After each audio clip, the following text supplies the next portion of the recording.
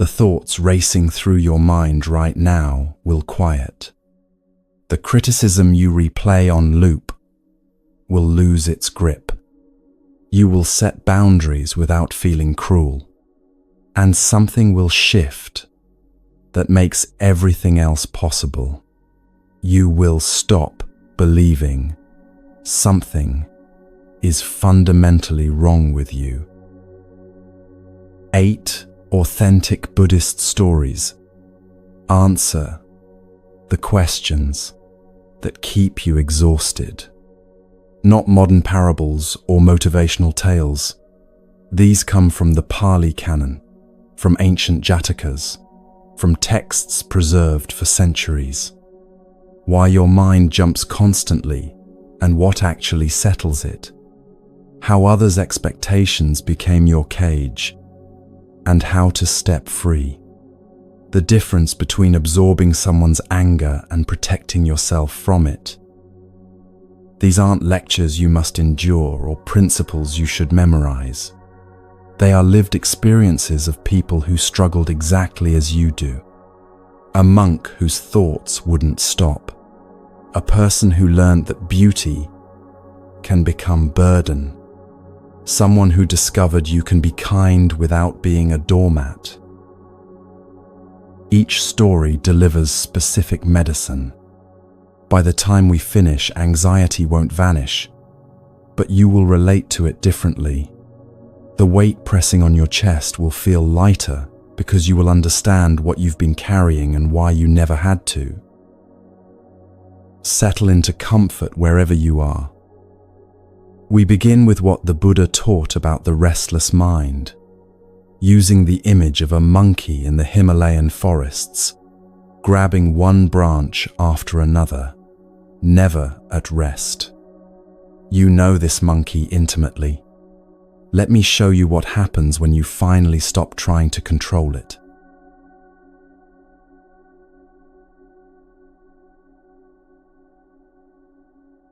The Buddha was teaching a group of monks who could not sit still.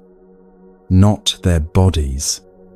Their bodies were perfectly quiet, but their minds were in constant motion, jumping from one thought to the next without pause.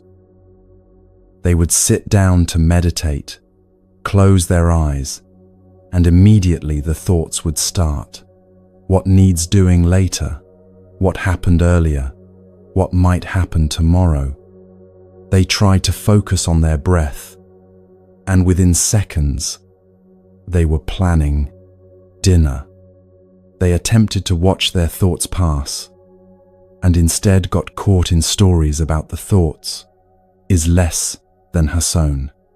0 is greater than is greater than. They felt like failures.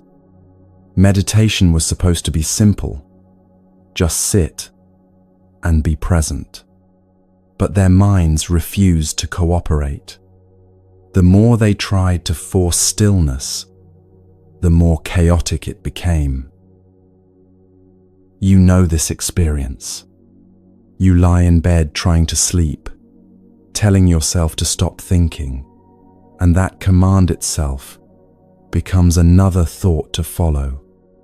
You're at work trying to concentrate on a task, and your attention splinters into 12 directions. You sit down intending to relax, and within moments, you're reviewing everything you should have said in yesterday's conversation. The exhausting part isn't the thoughts themselves. It's the endless effort to control them. The Buddha understood this completely. He had spent years in the Himalayan wilderness, sitting in forests so remote that human sounds disappeared entirely. He knew what it meant to watch the mind in silence, to see its patterns without distraction. And he knew what these monks were experiencing because he had experienced it himself. So he gave them an image. Picture the mountain forests, he said. Dense trees reaching towards sky branches layered so thick that sunlight barely penetrates. In these forests lives a creature driven by pure, restless energy.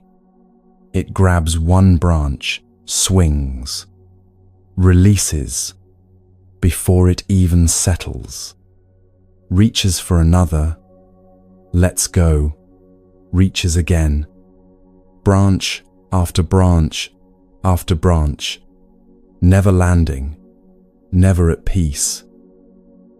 It's not moving toward anything. It's not running from danger. It just moves, because movement is its nature. The monks saw themselves immediately in this image. One thought grabbed, then released for the next, then the next. I need to finish that task.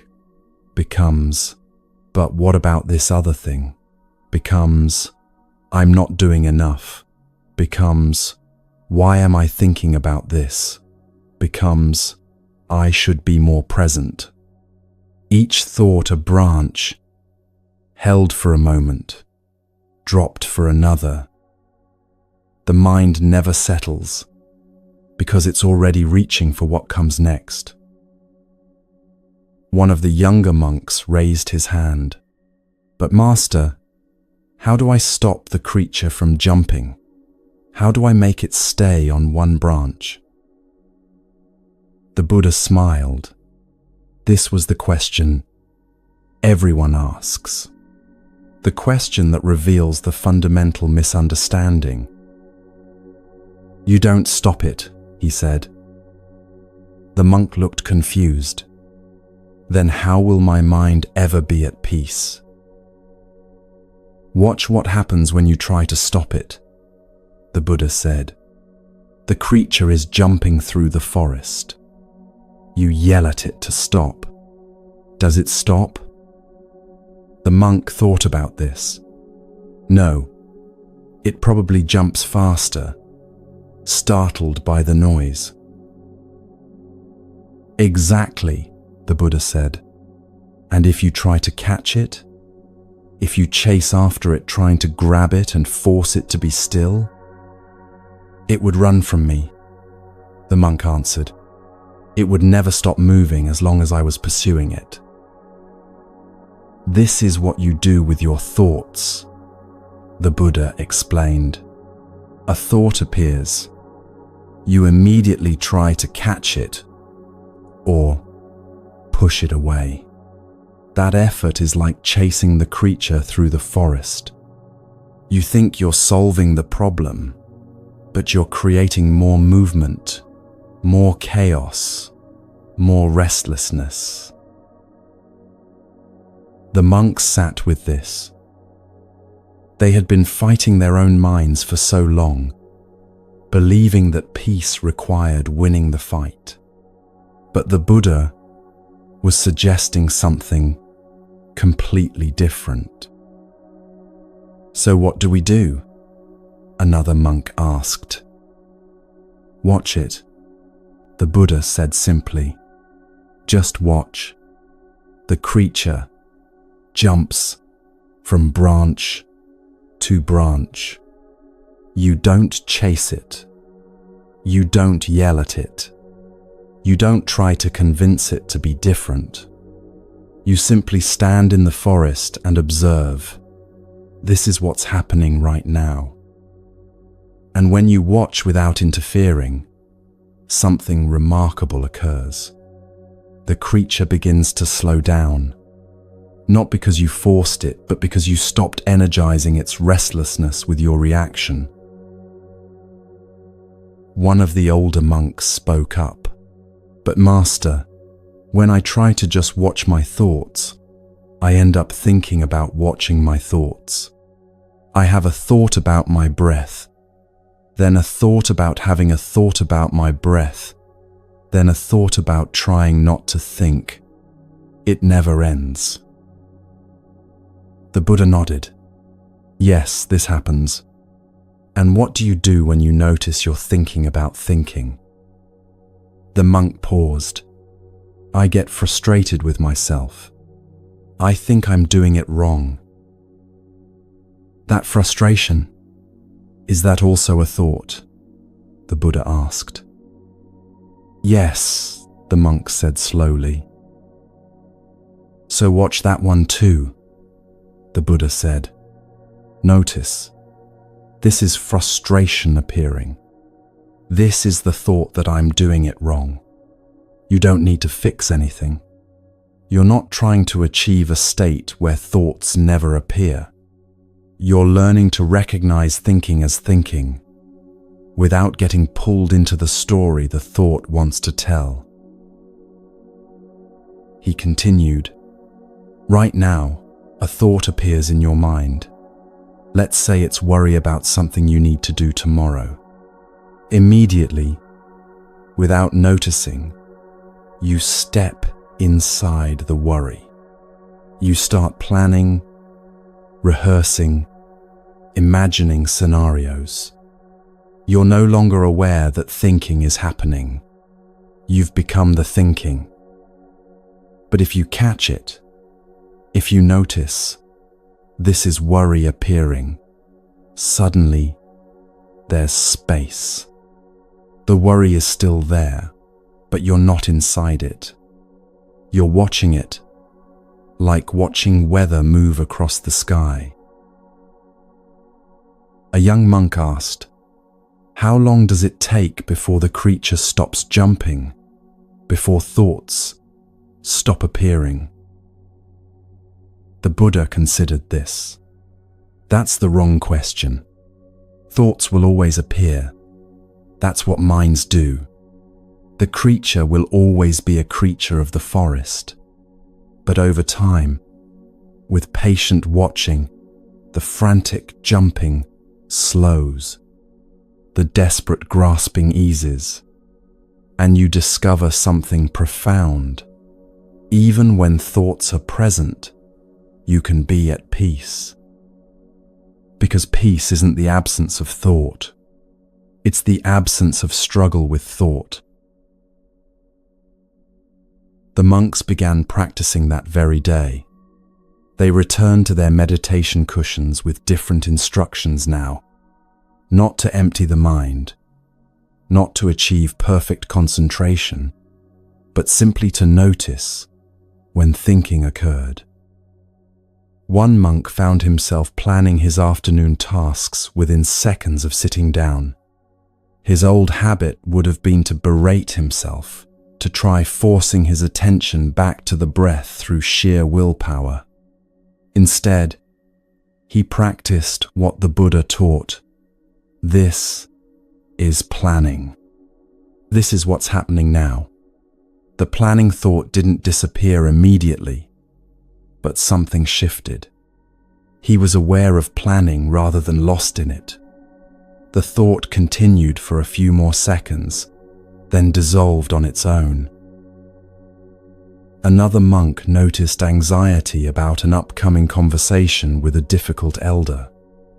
The anxiety wanted to spiral into rehearsing what to say, imagining how it might go wrong, preparing defenses. But he caught it. This is anxiety about the future. Just naming it created distance. The anxiety was still present. He could feel it in his chest, but he wasn't drowning in its story. He was standing on the shore watching it, rather than being swept away by the current. A third monk discovered something unexpected. He had been sitting for perhaps 10 minutes, watching thoughts come and go, when suddenly he realized no thought was present. He was simply aware. The gap lasted maybe 3 seconds before a thought appeared. Oh, there's no thought right now. And the gap closed. But he had tasted something. A space that existed before thinking. Underneath thinking. Always available. Over the following weeks, the Buddha continued teaching them the subtleties of this practice. Most of you think watching means commenting on thoughts, he said one morning. A thought appears, and immediately you narrate it. I'm thinking about food. That's a thought about food. I shouldn't be thinking about food. This isn't watching. This is adding more thinking on top of thinking. He gestured toward the forest around them. When you see a bird fly past, do you narrate it? Do you say, that's a bird? I'm seeing a bird? Birds are flying? No. You simply see it. Watching thoughts is the same. The thought appears. You register its presence, and it passes. No commentary needed. Just clear seeing. The monks practiced this more refined attention. It was harder than it sounded. The mind wanted to explain itself, to narrate its own experience, to make sense of what was happening. But gradually, they learned the difference between awareness and thinking about awareness. They also learned that some thoughts had more energy than others. A passing thought about needing water was easy to notice and release. But a thought laden with shame or fear or desire would hook them more deeply. These thoughts didn't want to be just watched. They wanted attention, engagement, resolution. What do we do with the strong ones? A monk asked. The thoughts that won't leave even when I notice them? The Buddha's answer was gentle. Watch them longer. These thoughts have more energy because you've fed them more in the past. They've been watered regularly by your attention, so they have deeper roots. But the watching is the same. You don't need to pull them out by force. Just keep seeing them clearly, without following their story, and eventually, even the strong ones lose their grip. This teaching spread beyond the monks. Lay people who came to hear the Buddha speak learned the practice and brought it into their daily lives. A merchant found he could notice his anxious planning about business deals without being consumed by it. A mother caught herself worrying about her children's futures and realized she was missing the actual children in front of her. A farmer recognized his resentful thoughts about weather and neighbors, and in that recognition, found they bothered him less. What they all discovered was this: you can't control which thoughts appear, but you can change your relationship to them. You can learn to be the forest, spacious and still, while the creature moves through you. This is available to you right now. Think about what happens when you remember something embarrassing from your past. Normally, you're inside the memory instantly. You're reliving the moment, cringing at what you said, imagining what others thought. 10 minutes pass, maybe an hour, and you've been nowhere except inside that thought. But what if you caught it early? The memory appears, and before you step inside, you notice this is a thought about something that happened, not as criticism, not as command to stop, but as simple fact. The embarrassment might still pulse through you. The memory might still feel vivid, but you're not trapped in it. You're aware of it happening, which means some part of you is outside it, watching. This is the practice, not achieving perfect mental silence, not becoming someone who never worries or replays conversations. Just learning to catch the moment when thinking begins, and in that catching, discovering a tiny space of freedom. At first, you'll notice after you've been lost in thought for several minutes. That's fine.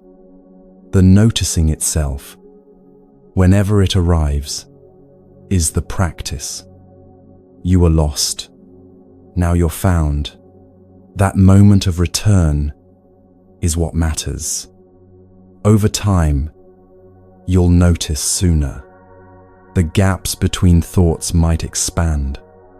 Eventually, you might catch thoughts the instant they form, before they pull you into their story. Right now, thoughts are probably appearing as you listen. Maybe doubt. Will this actually work? Maybe planning. What I need to do after this. Maybe judgment. I should be better at staying present. Can you notice them without following them? Just see. Thinking is happening. That seeing, that bare awareness, is the beginning of freedom. The creature still leaps through the forest of your mind, but you're no longer exhausted from chasing it. You're learning to stand still, to watch, and in that stillness, something settles that you've been seeking for a long time. But understanding your own mind doesn't free you from another exhausting pattern: the constant weight of other people's expectations, the cage built from their admiration. There's a story about someone whose very beauty became a prison, and what they learned about freedom when the whole world wanted to possess them.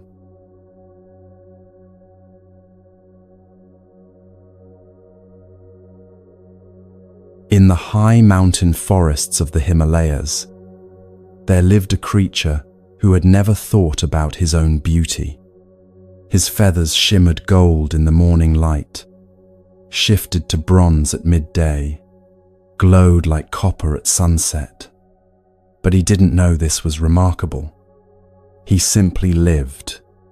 He drank from cold mountain streams, danced in clearings where sunlight broke through the canopy, roosted in trees that had stood for centuries. His life was uncomplicated. His life was free. He had no name, needed no name. The forest knew him by his presence. The streams recognized him by his footprints. He existed without audience, without judgment, without anyone deciding what his beauty meant or what they wanted to do with it.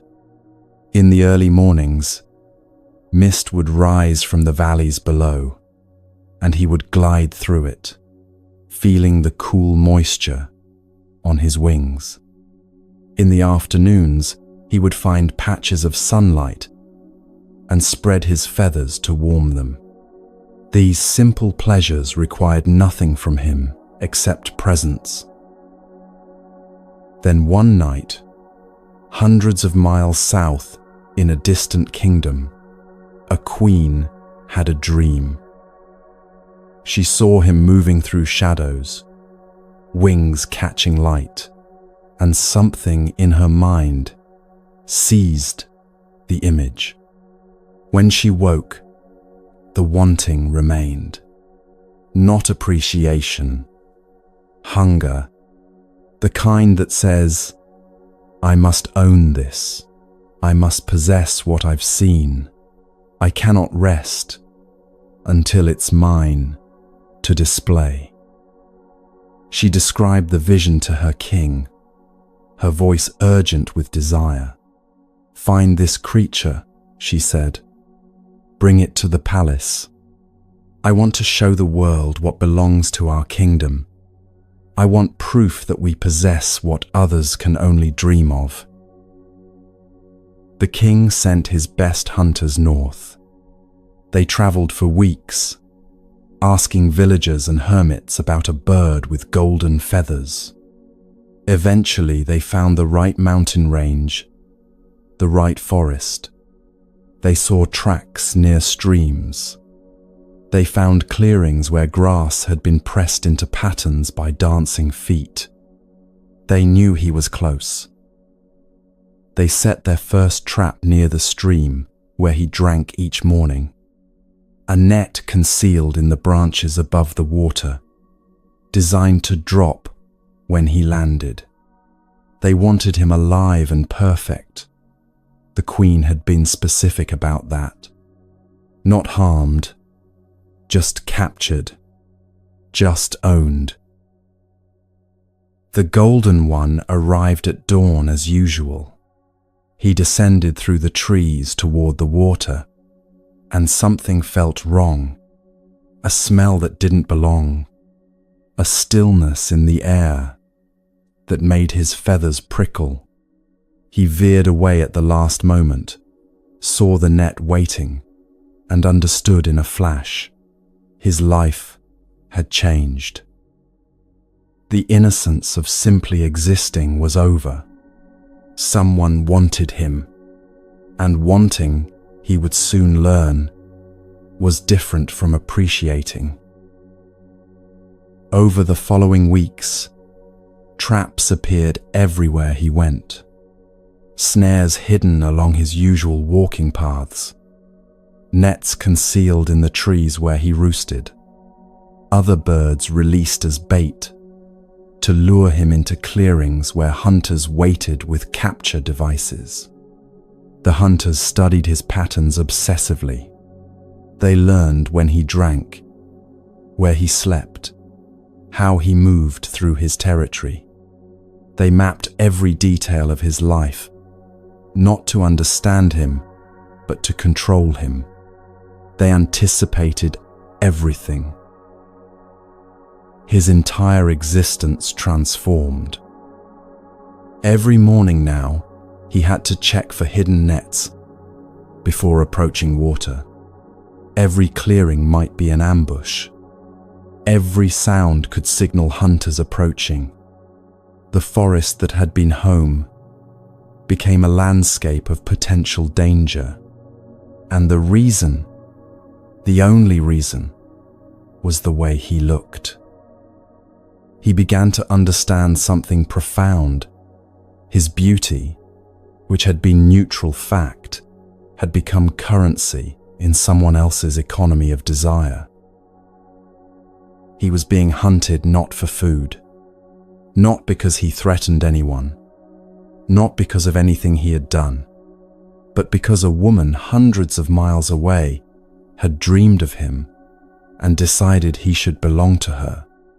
His beauty, which had simply existed as part of his nature, had become the source of constant threat. He couldn't make himself less golden. That wasn't possible, and it wasn't the answer. His feathers were what they were. Dimming himself wouldn't solve the problem.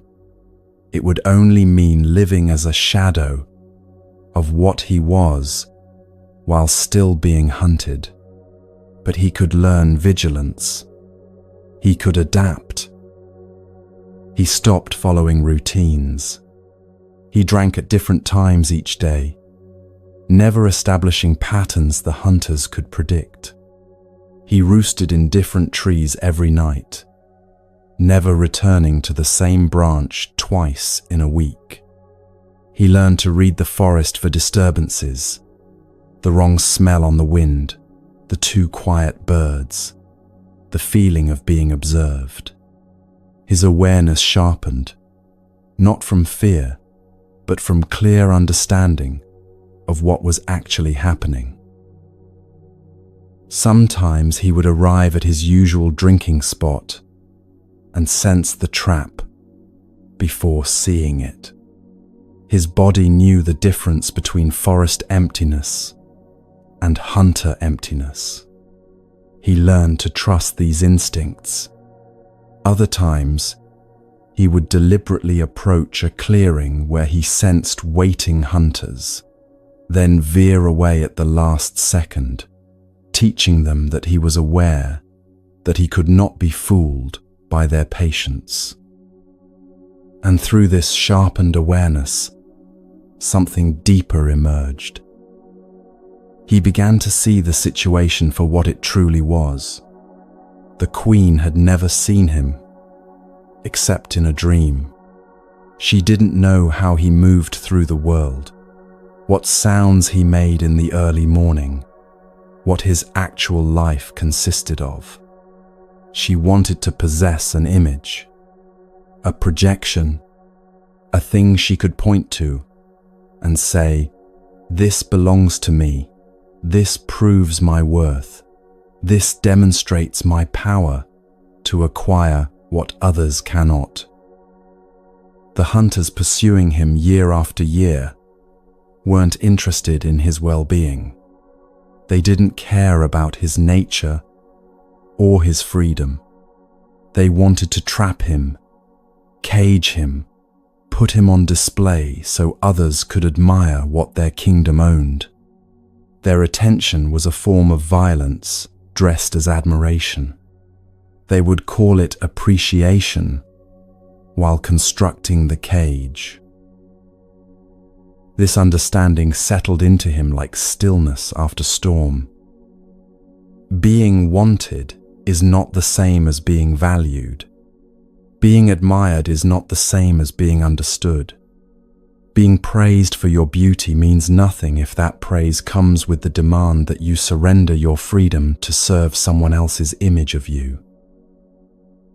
Years passed. The hunters never caught him, not because he hid in caves or dulled his feathers, but because he learned to live with clarity instead of assumption. He remained exactly himself, golden, magnificent, dancing in clearings when the spirit moved him. But he no longer believed his beauty was something others would simply appreciate from a respectful distance. He understood that what made him extraordinary also made him a target for those who confused possession with appreciation. The queen's desire never faded. She died still longing for what she could not own, still believing that capturing him would have completed something in herself. The hunters grew old and gave up their pursuit. New hunters were sent, but they too failed. And the Golden One lived out his days in the mountains, drinking from streams, moving through the forest on his own terms, free not because he hid, but because he refused to let others' desire for him create any obligation. This story lives in your life right now. You know what it feels like to be praised for something, then trapped by that praise. Someone notices you're reliable, and suddenly you're carrying everyone's work. Someone admires your patience, and now you can't express frustration without disappointing them.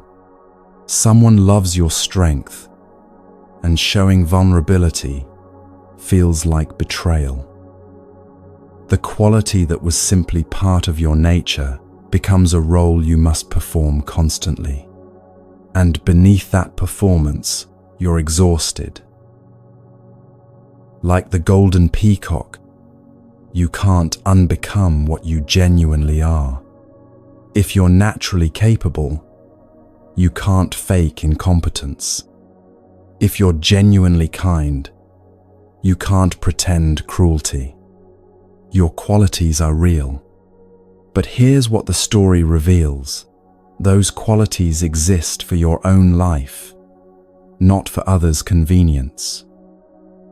The peacock's beauty didn't exist to fulfill a queen's dream. Your competence doesn't exist to solve everyone's problems. Your kindness doesn't exist to prevent people from experiencing appropriate consequences. Your strength doesn't exist to hold up people who refuse to stand on their own. Most people make the opposite mistake. They receive admiration for something and immediately build their entire identity around maintaining that admiration. The compliments become commands. The appreciation becomes expectation. And years later, they wake up exhausted, performing a version of themselves they can barely remember choosing. Think about the parts of yourself that receive praise. Maybe your family admires your success, so you stay in a career that's slowly killing you. Maybe friends depend on your constant availability, so you've forgotten how to say you need time alone. Maybe your partner loves your stability, so you hide every moment of fear or doubt. You've translated their appreciation into debt. You've heard, "I admire this about you," and somehow understood it as, "You must always be this for me." But they didn't cage you. You caged yourself by believing their vision of you was your responsibility to maintain forever. The teaching here isn't invisibility. It's not about hiding your light or pretending to be less than you are. The peacock remained golden. He still danced in the clearings, but he stopped letting his beauty determine where he could go, when he could drink, how he had to live. He adapted to reality without changing his fundamental nature.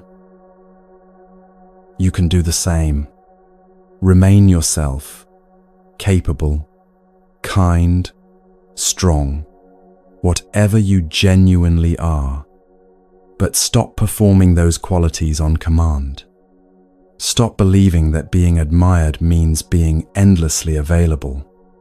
Stop thinking you owe people consistency with their image of you. What if you disappointed someone? Really imagine it. Your boss discovers you won't take on extra work anymore. Your parent realizes you've chosen a different path than they planned. A friend sees you're not always strong, not always patient, not always available. The worst that happens, they adjust their image of you. They see you more accurately. And if they can't accept that, if they need the false version to feel secure, then what you had wasn't real connection anyway.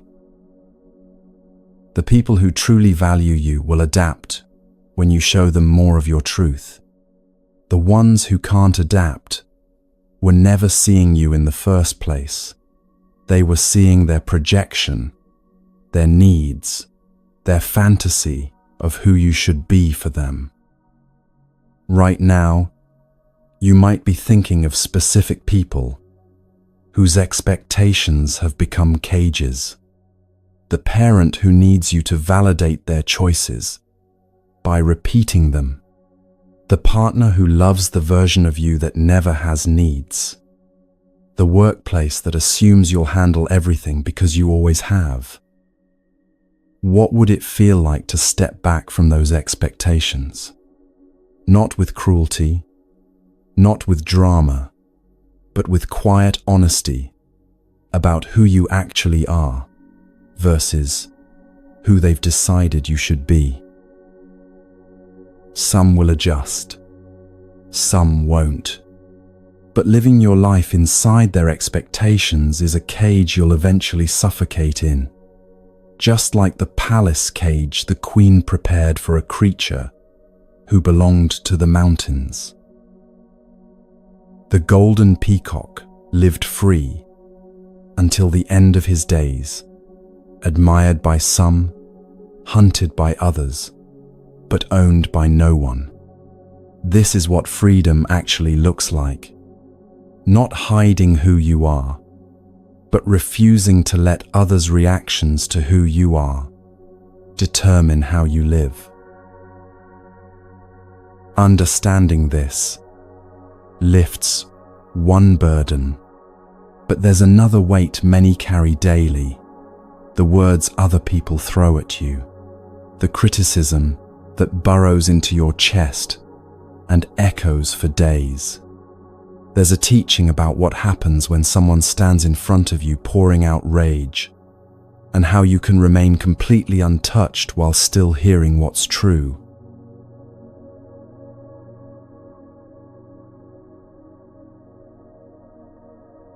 Bharadvaja was a man consumed by anger. He came from a respected Brahmin family, people who prided themselves on tradition, on maintaining the old ways. But recently something had happened that he experienced as betrayal.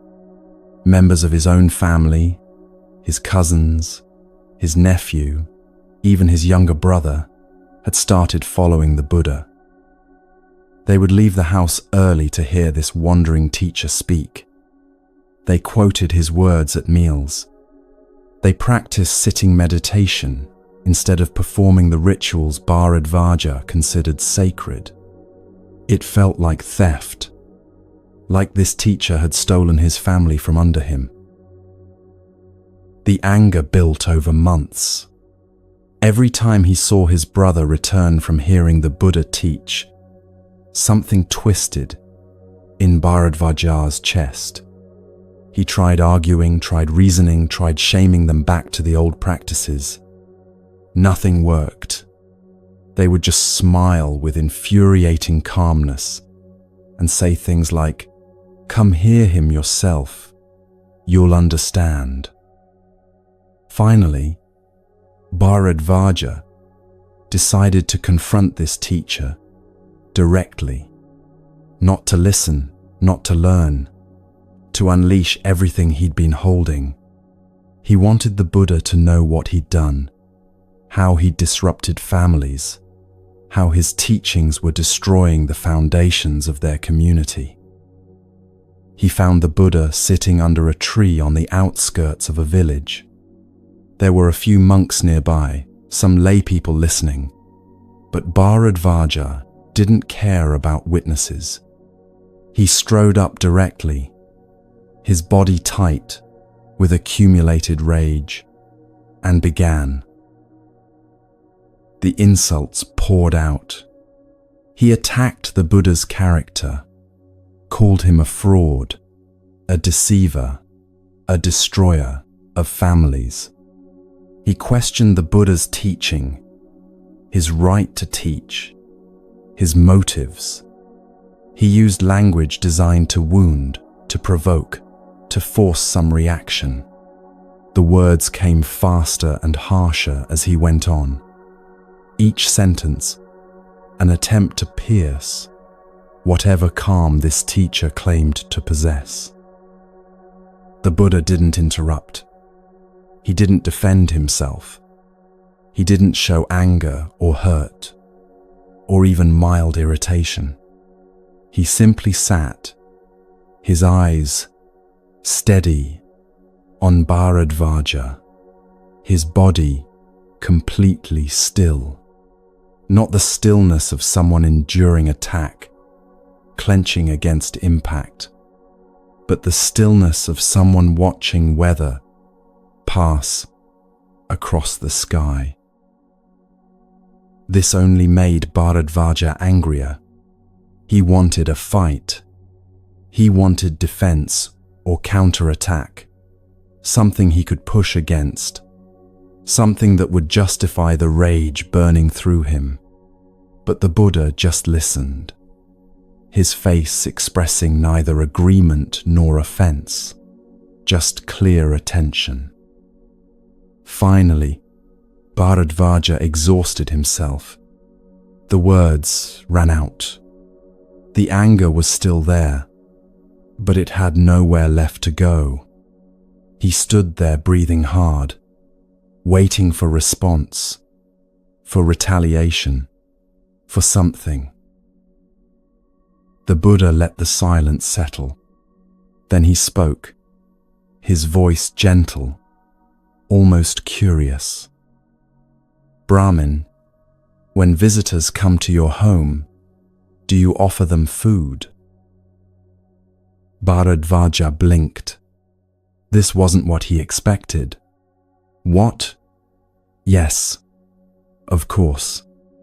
That's proper hospitality. And if they refuse the food you offer," the Buddha continued, "if they say they're not hungry, or they've already eaten, to whom does that food belong?" Bharadvaja frowned, confused about where this was going. "Well, it belongs to me. It remains mine." The Buddha nodded slowly. "In the same way, Brahmin, the abuse you have offered me, the insults, the harsh words, the accusations, I do not accept them. They remain with you." Something cracked open in Bharadvaja's chest. He had come here carrying poison, intending to make the Buddha drink it. He had hurled every painful thing he could think of, expecting them to land, to wound, to force some reaction that would prove this teacher was just another man who could be hurt. But the Buddha had simply not taken it. The poison was still there, but Bharadvaja was the one holding it. The Buddha had never reached out to grab it. For the first time, Bharadvaja saw his own behavior clearly. He saw himself standing there clutching rage, trying to force someone else to carry it. He saw how the Buddha's refusal to accept the insults hadn't been weakness or avoidance. It had been clarity, a simple understanding that other people's words only have the power you give them by accepting them as true. The anger didn't disappear instantly, but something shifted underneath it. Bharadvaja realized he had been carrying this poison for months, feeding it, strengthening it, waiting for the moment he could force someone else to swallow it. And that person had simply declined, had remained himself, untouched, while Bharadvaja stood there coated in his own bitterness. "How do you do that?" Bharadvaja asked, his voice smaller now. "How do you just not take it?" The Buddha gestured for him to sit. Bharadvaja, surprisingly, did. "When someone speaks to you with anger," the Buddha said, "their words are coming from their own pain, their own fear, their own confusion. These words might be about you. They might use your name, refer to your actions, but they're not actually about you. They're about what's happening inside the speaker." He continued, "You came here angry about your family following my teaching, but was your anger really about me? Or was it about your fear that you're losing connection with people you love? Your uncertainty about whether the traditions you've built your life on are enough? Your pain at feeling left behind?" Bharadvaja felt something sting behind his eyes. This was closer to truth than he wanted to admit. "The insults you spoke," the Buddha said gently, "they told me more about your suffering than about any flaw in me. And when I understand that, when I see the pain driving the words, I don't need to defend against them. I can simply see them for what they are, your pain trying to find somewhere to go." Bharadvaja sat in silence. The Buddha wasn't asking him to apologize, wasn't demanding he take back what he'd said, was simply offering him this understanding: words are only gifts if you accept them. Insults are only wounds if you take them in. Over the following days, Bharadvaja returned to hear the Buddha teach. Not because he'd been convinced by argument, but because the Buddha's non-reactivity had created space for something new. When someone doesn't fight you, doesn't match your aggression, doesn't defend or justify, you're forced to see yourself more clearly. Your own anger becomes visible because there's no one else's anger to blame it on.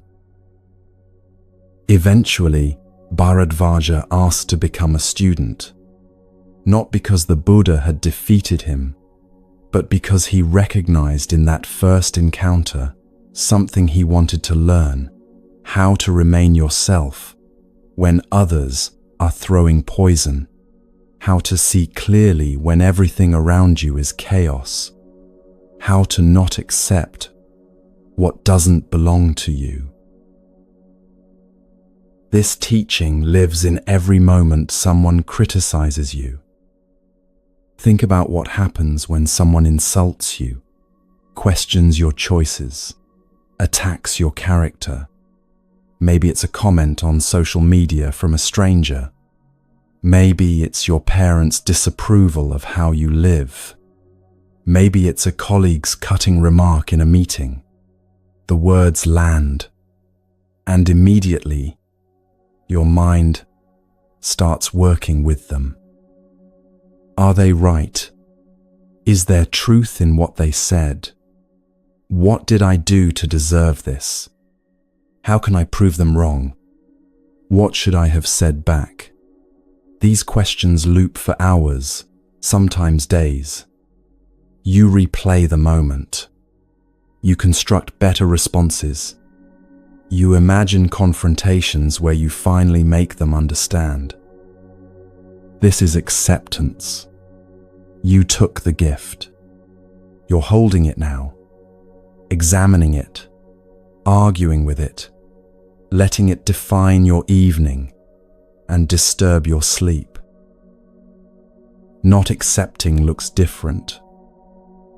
It doesn't mean pretending you didn't hear. It doesn't mean suppressing hurt.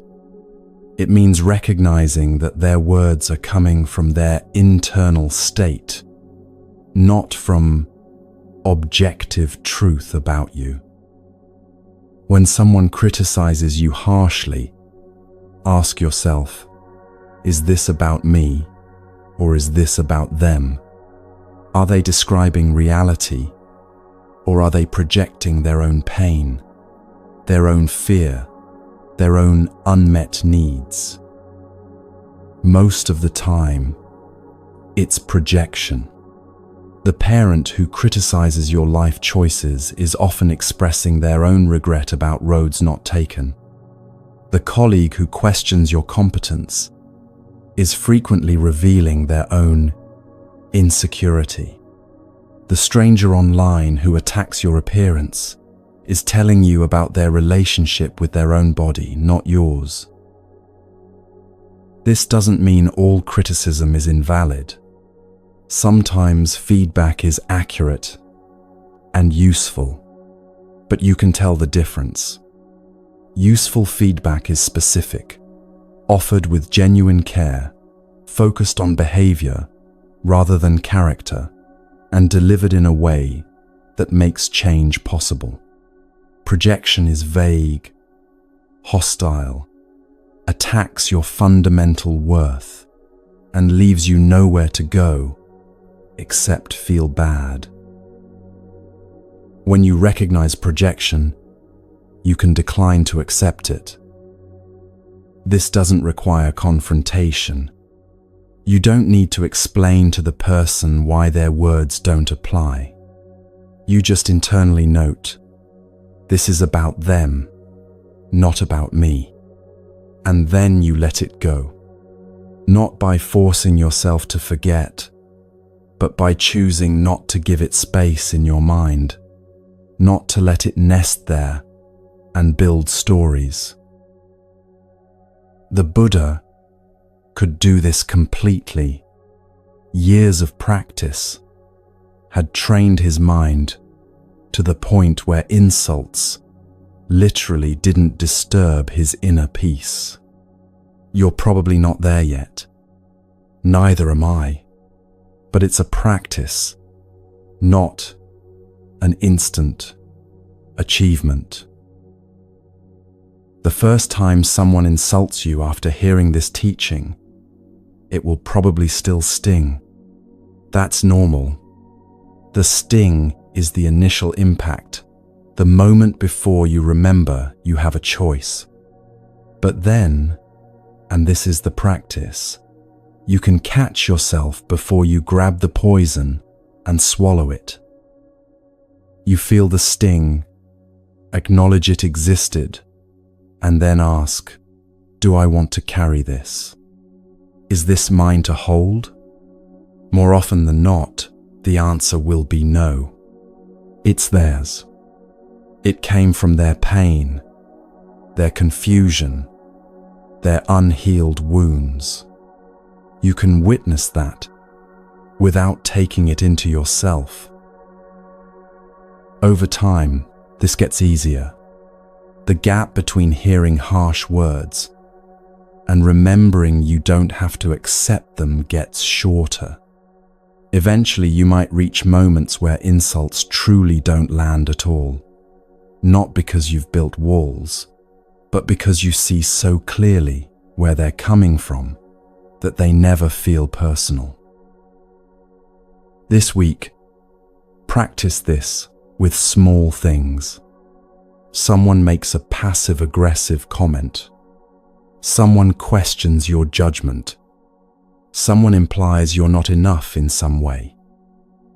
Before you automatically take it in, before you start the loop of, are they right?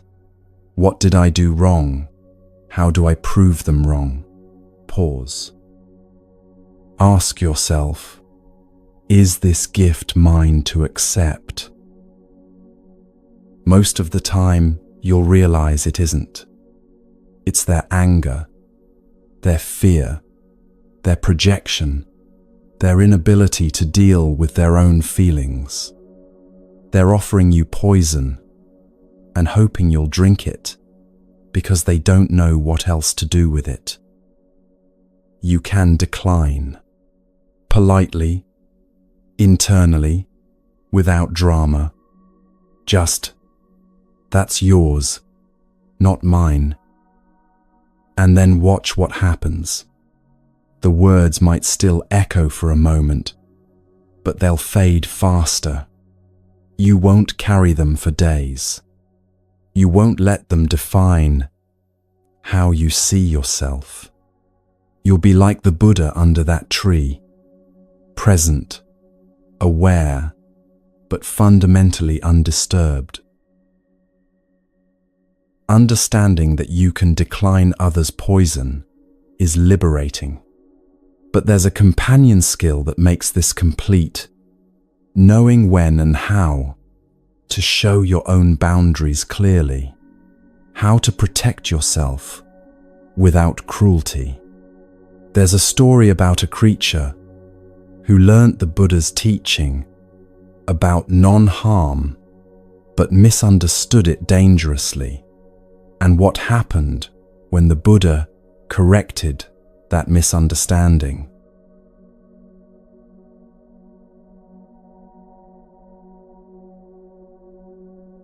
Near a small village at the edge of the forest, there lived a serpent with a terrible reputation. He was large, fast, and aggressive. When anyone passed too close to his territory, farmers walking to their fields, children taking shortcuts through the grass, traders using the nearby path, he would strike. Some people were bitten seriously. A few had died. The entire village lived in fear of this creature. Parents warned their children constantly, "Stay away from the anthill near the forest edge. The serpent lives there. He will kill you." Farmers took long detours to avoid his territory.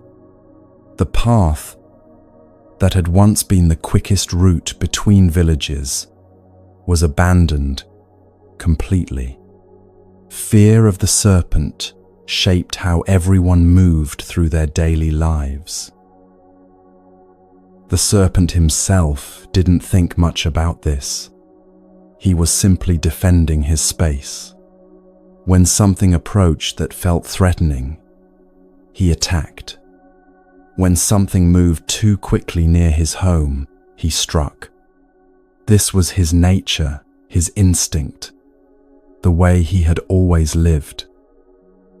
Then one day, the Buddha was traveling through the area. Villagers rushed to warn him.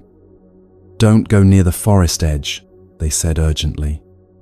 "There's a deadly serpent there. He's killed people. Please, take the long route around." The Buddha thanked them for their concern, but continued walking toward the serpent's territory.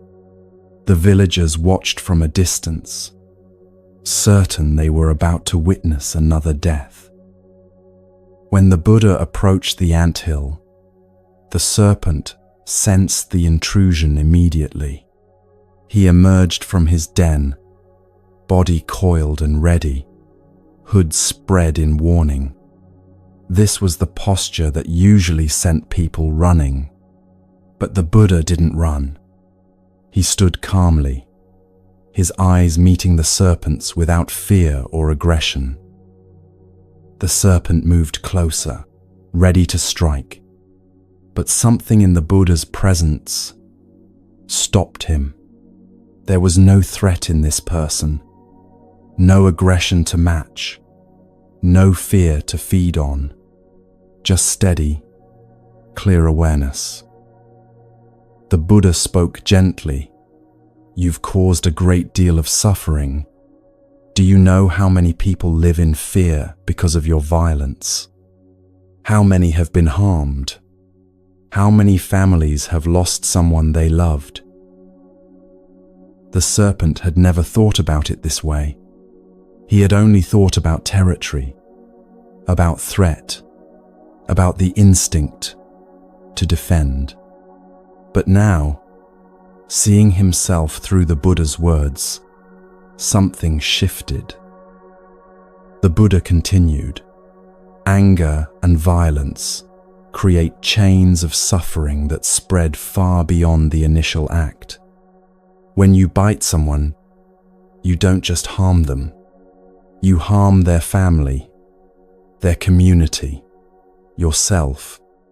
You create fear that poisons the whole area. Is this how you want to live?" The serpent felt something he had never felt before, remorse. Not shame exactly, but a clear seeing of the impact his actions had created.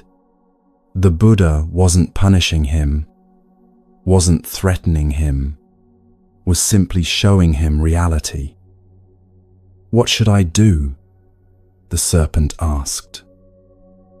"Stop harming living beings," the Buddha said simply. "Abandon anger. When someone approaches, let them pass. You don't need to attack everything that comes near." The serpent took this teaching deeply into himself. He made a commitment right there. No more biting. No more violence. No more causing harm. He would practice non-violence completely. The Buddha left, and the serpent returned to his den changed. At first, the villagers didn't notice the difference. They still avoided the area, still warned their children, still took the long route. But gradually, word began to spread. Someone had walked past the anthill, and nothing happened. A child had wandered too close, and the serpent hadn't emerged. Farmers started using the old path again, cautiously at first. And then someone noticed something else. The serpent wasn't just peaceful. He was completely passive. He would lie in the sun near his den, and people could walk right past him. He didn't move, didn't react, didn't show any sign of self-protection. This is when things changed in a different way. A group of village boys noticed the serpent's new behavior. They saw he wasn't dangerous anymore. And being young, being bored, being the kind of thoughtless that young humans sometimes are, they decided to test it. They threw stones at him. The serpent didn't retaliate. They hit him with sticks. He didn't fight back. They grabbed him by the tail and flung him against rocks. He endured it in silence. The Buddha had said not to harm, not to bite, not to use violence. So the serpent interpreted this as, accept whatever comes. Never defend yourself. Endure all abuse without resistance. He believed this was what non-violence meant. The abuse continued over weeks and months.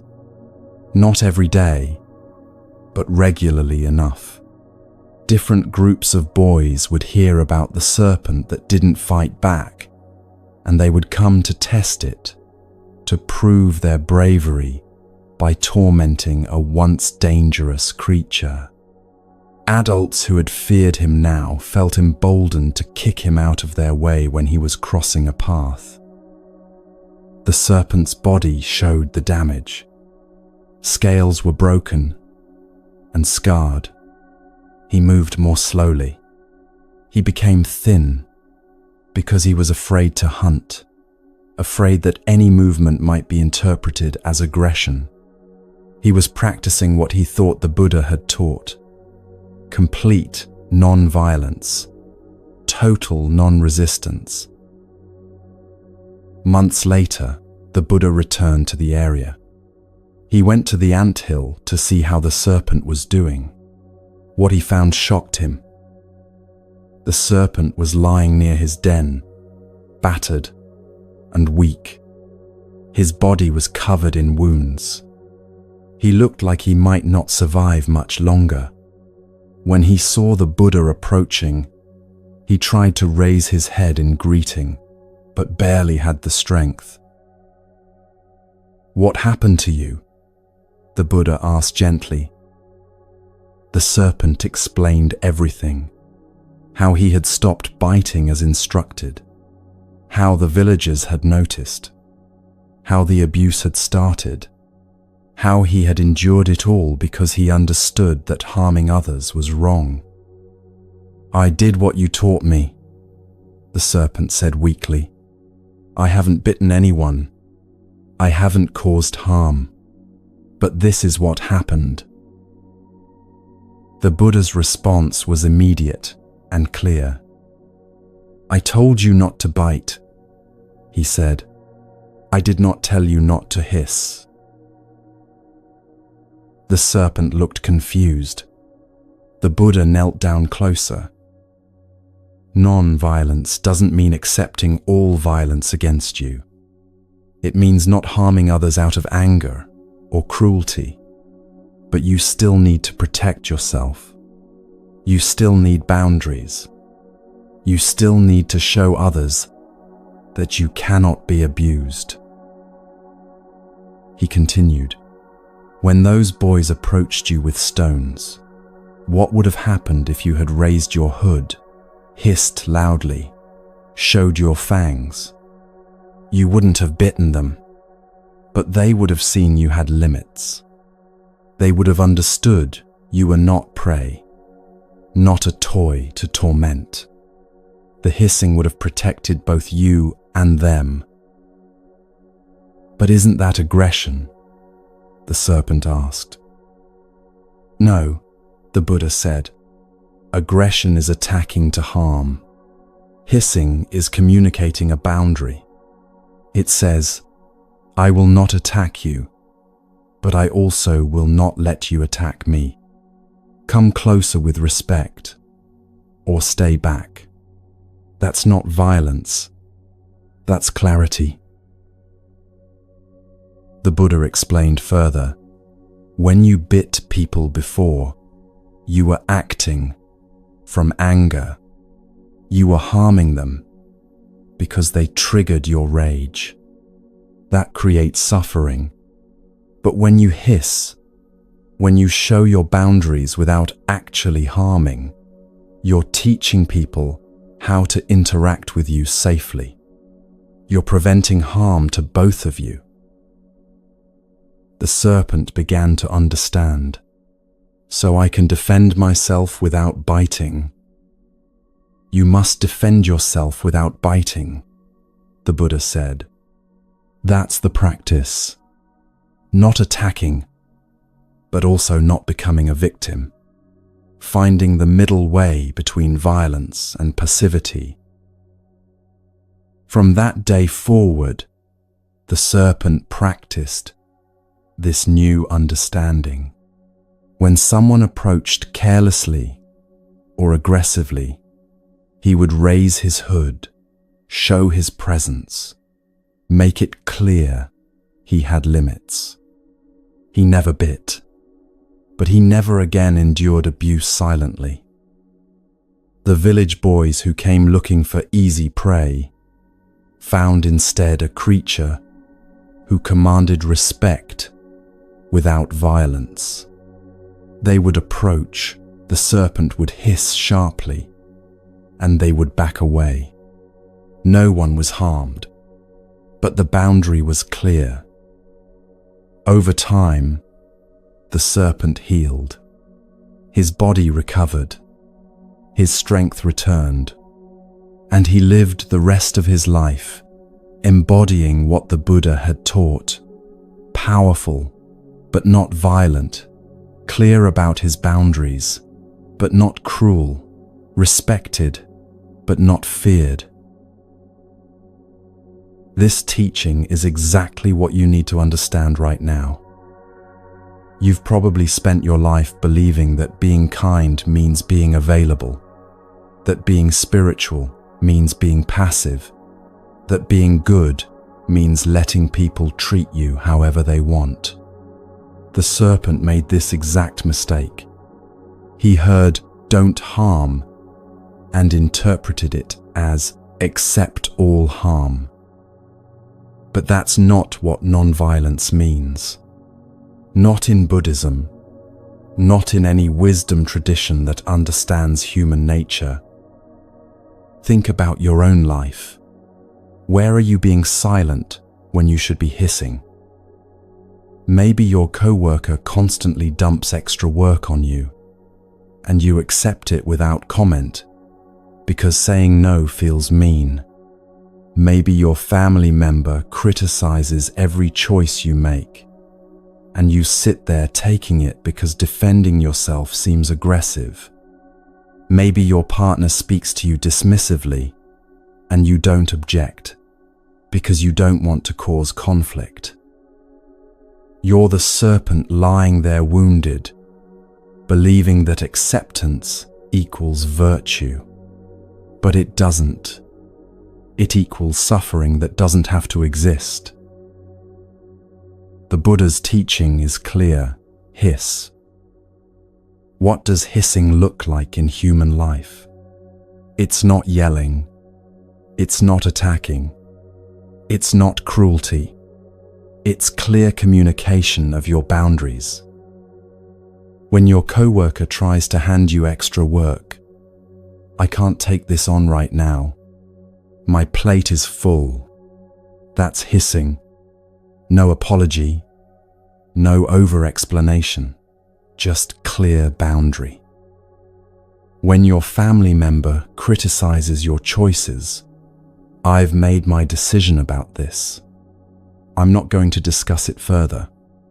That's hissing, calm, firm, final. When your partner speaks dismissively, that tone doesn't work for me. We can continue this conversation when you can speak to me with respect. That's hissing. You're showing your limit without attacking them. The key difference between hissing and biting. Biting is designed to harm. You're such an inconsiderate person, you always do this. You never think about anyone else. That's biting. That's injecting venom. That creates wounds. Hissing is designed to protect. I need you to stop doing this. That's hissing. It's clear, it's firm, but it's not cruel. Most people are afraid to hiss because they've confused it with biting. They think any assertion of boundaries is aggression. So they stay silent, endure, accumulate wounds, and eventually either explode into actual biting or collapse into victimhood. The Buddha taught a third option: be the serpent who hisses. Show your presence. Make your limits known. Communicate clearly that you will not accept certain treatment. Do all of this without hatred, without desire to harm, but with absolute clarity about what you will and won't tolerate. Some people will respect your hiss immediately.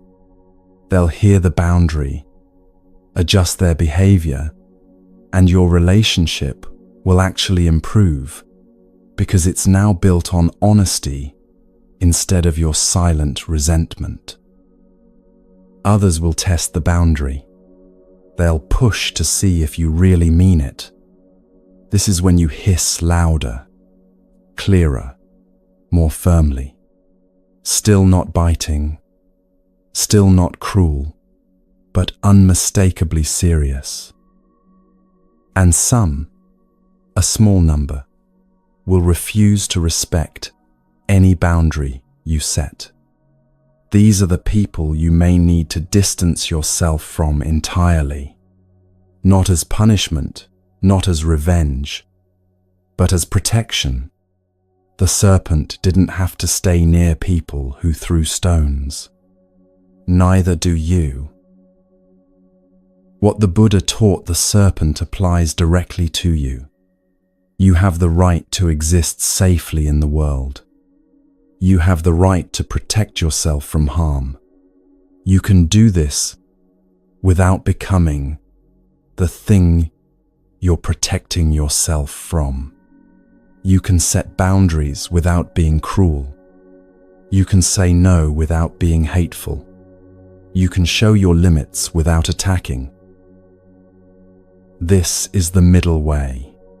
Not violence, not passivity, but clear presence. Right now, identify one place where you need to hiss. Not bite, hiss. One relationship, one situation, one pattern where you've been lying there taking stones, believing that's what kindness requires. What would your hiss sound like? Not an attack, not a lecture, not a detailed explanation of why they're wrong. Just a clear statement of your boundary. Practice it. Say it out loud right now, even if no one's listening. Feel how it sits in your mouth, in your chest. Notice that you can be firm without being cruel. You can protect yourself without harming anyone. The serpent learned this and lived differently afterward. He was no longer dangerous. but he was also no longer vulnerable. He commanded respect not through fear, but through clear communication about his boundaries. You can live this way too, protected but not violent, kind but not passive, peaceful but absolutely clear about what you will accept and what you won't. Now you understand both pieces, how to not accept others' poison and how to show your boundaries without injecting your own. These two teachings work together as complete protection. One guards your inner peace, the other guards your outer safety. But there's a deeper pattern beneath all this, one about how you relate to the events of your life themselves, the circumstances you label good or bad.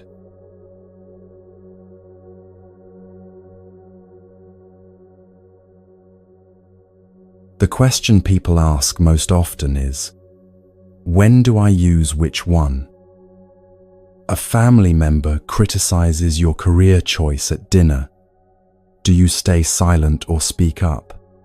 A co-worker makes a passive-aggressive comment in a meeting. Do you let it pass or address it? Your partner says something hurtful during an argument. Do you absorb it or set a boundary? The answer is almost always both. These teachings aren't either-or choices. They're layers of protection that work together. One guards your inner world, the other guards your outer space. And in most difficult situations, you need both operating simultaneously. Watch how they work together in real life. Your family member says, "You're wasting your potential. You could have been something important, but look at you now." Inside, the first teaching activates immediately. You recognize this is about their values, their definition of success, their regret about their own choices. It's not objective truth about you. You feel the initial sting, then decline to let it burrow deeper. That's their projection, not my reality. The poison is offered. You don't accept it. Outside, the second teaching determines your response. You speak calmly but clearly. I'm not going to discuss my career choices with you anymore. If you can't respect my decisions, we'll talk about other things. You've set a boundary without injecting venom. You've hissed, not bitten. Both together. You're protected internally from their words becoming your self-doubt, and you're protected externally from this becoming a pattern that repeats every family gathering. The conversation moves on or ends, and you remain centered. A co-worker makes a passive-aggressive comment in a meeting, something like, "Well, if everyone did their part on time like they're supposed to, we wouldn't have these issues." Everyone knows it's directed at you. Inside, first teaching, you don't absorb it as truth. You recognize passive aggression as their inability to communicate directly, their own discomfort with conflict. You don't spend the afternoon spiraling into, "Am I unreliable? Am I the problem? Do they all hate me?" Outside, second teaching. After the meeting, you speak to them directly. "If you have concerns about my work, please talk to me privately rather than making comments in meetings. I'm happy to discuss any actual issues." Clear boundary, no venom. Both shields. The comment doesn't wound you, and the pattern doesn't continue. Your partner says something during an argument that crosses a line, something deliberately hurtful about your appearance, your intelligence, your past. Inside, you recognize this is them lashing out from their own pain, saying something they know will hurt because they're hurt. It's not truth. It's a weapon they grabbed in desperation. You don't let it redefine how you see yourself. Outside, you stop the conversation immediately. We're done talking right now. When you attack me personally, I'm not going to engage. We can continue when you can disagree without being cruel. You leave the room if needed. Both shields. Your self-worth remains intact, and you've shown clearly that this behavior ends the conversation. When you talk again, there's a better chance it will be productive because you didn't accept the poison and you showed your limit. Notice the pattern. The inner shield is immediate and automatic. It happens in your mind the moment words are spoken. The outer shield requires conscious action. It's what you say or do in response. Sometimes you'll use one more than the other, depending on the situation. Stranger online says something cruel about you. Inner shield only. You see it's their stuff. You don't internalize it. You move on. No outer response needed. They're not in your actual life. They get no boundary conversation. They get nothing. Boss regularly overloads you with work. Outer shield primarily. You might not care much what they think of you personally, so their words don't wound. But you absolutely need to set limits about the workload. I can take on A or B, but not both. Which is the priority? Close friend makes a hurtful comment. Both shields fully engaged. You care about this relationship, so you protect it with both internal non-acceptance of their bad moment, defining your whole friendship, and external clear communication that this isn't okay. Understanding when each shield is needed comes with practice. The general principle: use the inner shield always. Every time someone offers you poison, decline it internally. This is a constant practice, a way of relating to all criticism and hostility. Use the outer shield when there's a pattern, there's a relationship you want to maintain, but needs correction. There's ongoing access to you that's being abused, or silence would communicate acceptance. Don't use the outer shield when it's a one-time interaction with no future relationship. Engaging would escalate danger. Your energy is better spent elsewhere, or the person is completely unable to hear boundaries. Sometimes the best boundary is walking away entirely. Some people will test whether your shields are real. They'll insult you to see if you internalize it. When you don't react with self-doubt or defense, they might escalate, trying to find the words that will finally pierce you. This is when your inner shield gets stronger. Each failed attempt to wound you proves to yourself that their words aren't truth. They'll push against your stated boundaries to see if you'll enforce them. You said don't speak to you that way, and they do it again. This is when your outer shield must be consistent. You follow through. You end the conversation. You leave. You reduce contact. Your boundary must mean something, or it becomes just noise. The hardest moments are when you need both shields against someone you love. Your parent, who can't stop criticizing. Your partner who's going through something difficult and taking it out on you. Your friend who's become increasingly toxic, but you share history. This is when you remember, protecting yourself isn't betraying them. Not accepting their poison isn't abandoning them in their pain. Setting boundaries isn't being cruel. It's refusing to let love become an excuse for harm. You can say, "I love you, and I won't accept this treatment." Both things are true. I'm here for you, but not as your target. Sometimes your shields will save relationships rather than end them.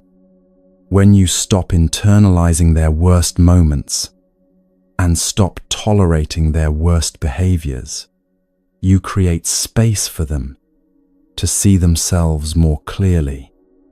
Like Bharadvaja seeing his own rage reflected in the Buddha's calm, people often need your non-reactivity and clear boundaries to recognize what they're actually doing. Other times, your shields will reveal that the relationship can't continue healthily. If someone requires you to accept their poison and tolerate their abuse to maintain connection, that's not relationship. It's hostage situation. Your shields give you the clarity to see this. Right now, think about where you need to strengthen your protection. Are you good at not internalizing, but terrible at setting boundaries? You float through insults unscathed, but you're exhausted by constant exposure to them. Practice your outer shield. Start small. Start with low-stakes situations, but start speaking your limits. Are you good at boundaries, but you internalize everything first? You can say, "Don't do that," but then you suffer internally, wondering if you're too sensitive, too difficult, too much. Practice declining the poison before it touches your sense of self.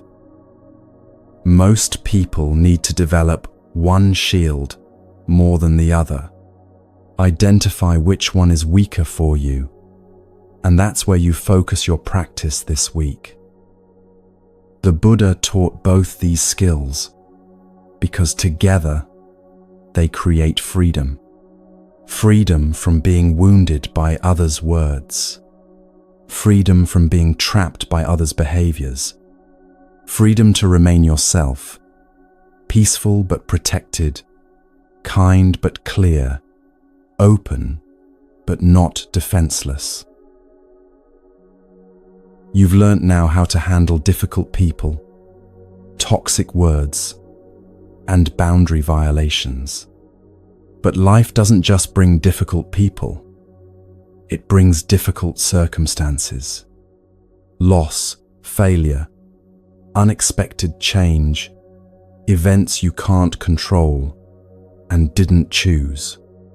There's a teaching about someone who faced complete reversal of fortune and what he learned about meeting these moments without adding suffering to what's already difficult.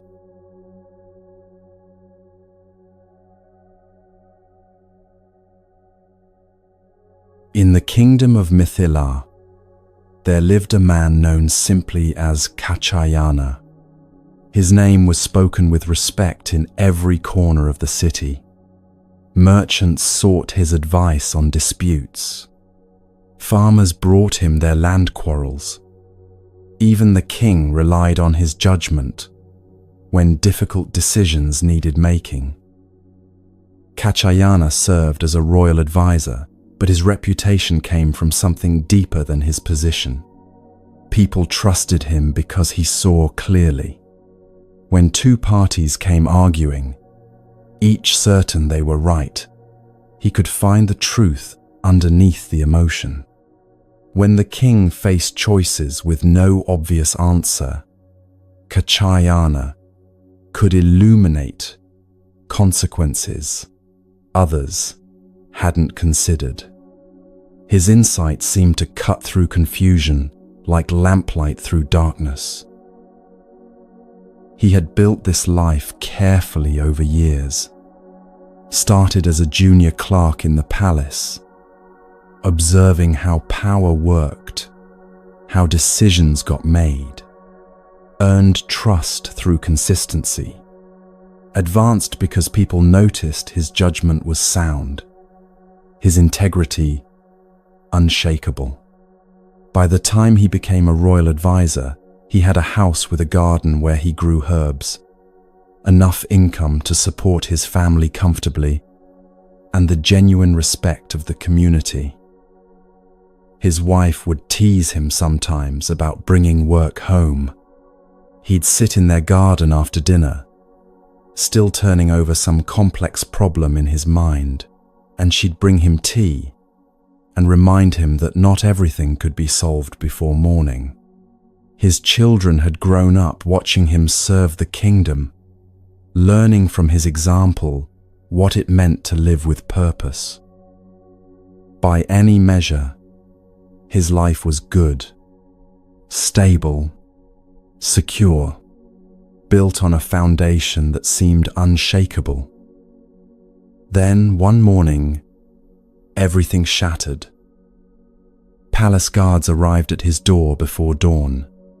They pushed past his startled wife, grabbed him roughly, bound his hands behind his back. "You're under arrest for theft from the royal treasury," the captain announced. Kachayana's mind spun trying to make sense of words that made no sense. What? There must be some mistake. I've never even entered the treasury. But they weren't listening. They dragged him through the streets as neighbors watched in shock as his wife stood in the doorway with tears streaming down her face. At the palace, he demanded to see the king, to explain, to understand the accusation. But he was told the king had already seen the evidence and made his decision. A valuable ceremonial vessel had disappeared from the treasury weeks ago. Someone claimed they saw Kachayana near the treasury that day. Another person, someone who had always resented Kachayana's influence, had fabricated documents suggesting Kachayana had gambling debts, financial pressure, motives for theft. The king, trusting these reports and not investigating further, had made his judgment. His trusted advisor had betrayed him. There would be no trial, no chance to present defense, no opportunity to expose the lies. Kachayana was thrown into prison. The cell was everything you'd imagine from the worst nightmares of confinement. Dark except for thin light that crept through a gap near the ceiling at midday. The floor was cold stone, damp and filthy with things he didn't want to identify. The air reeked of human waste and unwashed bodies and desperation. Other prisoners filled nearby cells, some moaning continuously, some shouting at guards who ignored them, some sitting in defeated silence that was somehow worse than the moaning. Kachayana sat on the stone floor and tried to understand what had happened. Yesterday morning he had been in the palace, advising the king on tax policy, eating breakfast with his family, planning his daughter's upcoming wedding. Now he was here, imprisoned, his reputation destroyed, his family shamed, his future apparently ended. He could feel panic rising in his chest like floodwater. His mind wanted to spiral. This is impossible. I've done nothing wrong. My life is ruined. My wife, my children, what will happen to them when everyone believes I'm a thief? I'll die here. Everything I built over decades is gone in a single morning. But Kaccayana had spent years training his mind to see clearly, to distinguish reality from the stories we tell about reality. He took a breath and observed what was actually true in this moment. Yesterday I was free. Today I am imprisoned. The conditions of my life have changed. Not, this is terrible. Not, this is the end of everything. Not, I don't deserve this. Just, conditions have changed. He noticed fear arising, the physical sensation of it tightening his throat, making his heart race. He noticed anger at the injustice, hot and sharp in his chest. He noticed grief for what he'd lost, heavy and aching. But he didn't feed these feelings with catastrophic stories about the future. He didn't spend hours imagining worst-case scenarios. He simply sat with what was actually happening in this moment, which was sitting on cold stone, breathing stale air, feeling afraid. Days became weeks. Weeks became months. Guards brought thin gruel once a day, sometimes with a piece of stale bread. There was a bucket in the corner for waste that was emptied irregularly. Rats moved through the cells at night. Prisoners around him deteriorated in different ways, some into raving madness, some into bitter rage that poisoned every word they spoke, some into hollow-eyed resignation where they stopped speaking at all. Kaccayana maintained the same practice, observing conditions without the story that these conditions defined his entire existence or predicted his entire future. When despair arose, and it did, especially in the darkest hours before dawn, he watched it like weather moving through, acknowledged it. This is the mind in despair. Didn't fight it, didn't feed it, just witnessed it until it passed. When he caught himself clinging to memories of his former life, his garden, his family, his work, he gently released them.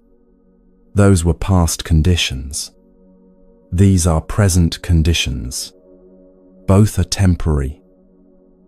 When he imagined the future, dying here, never seeing his family again, being forgotten, he returned to the only moment that actually existed. This one. This breath. This sensation of cold stone.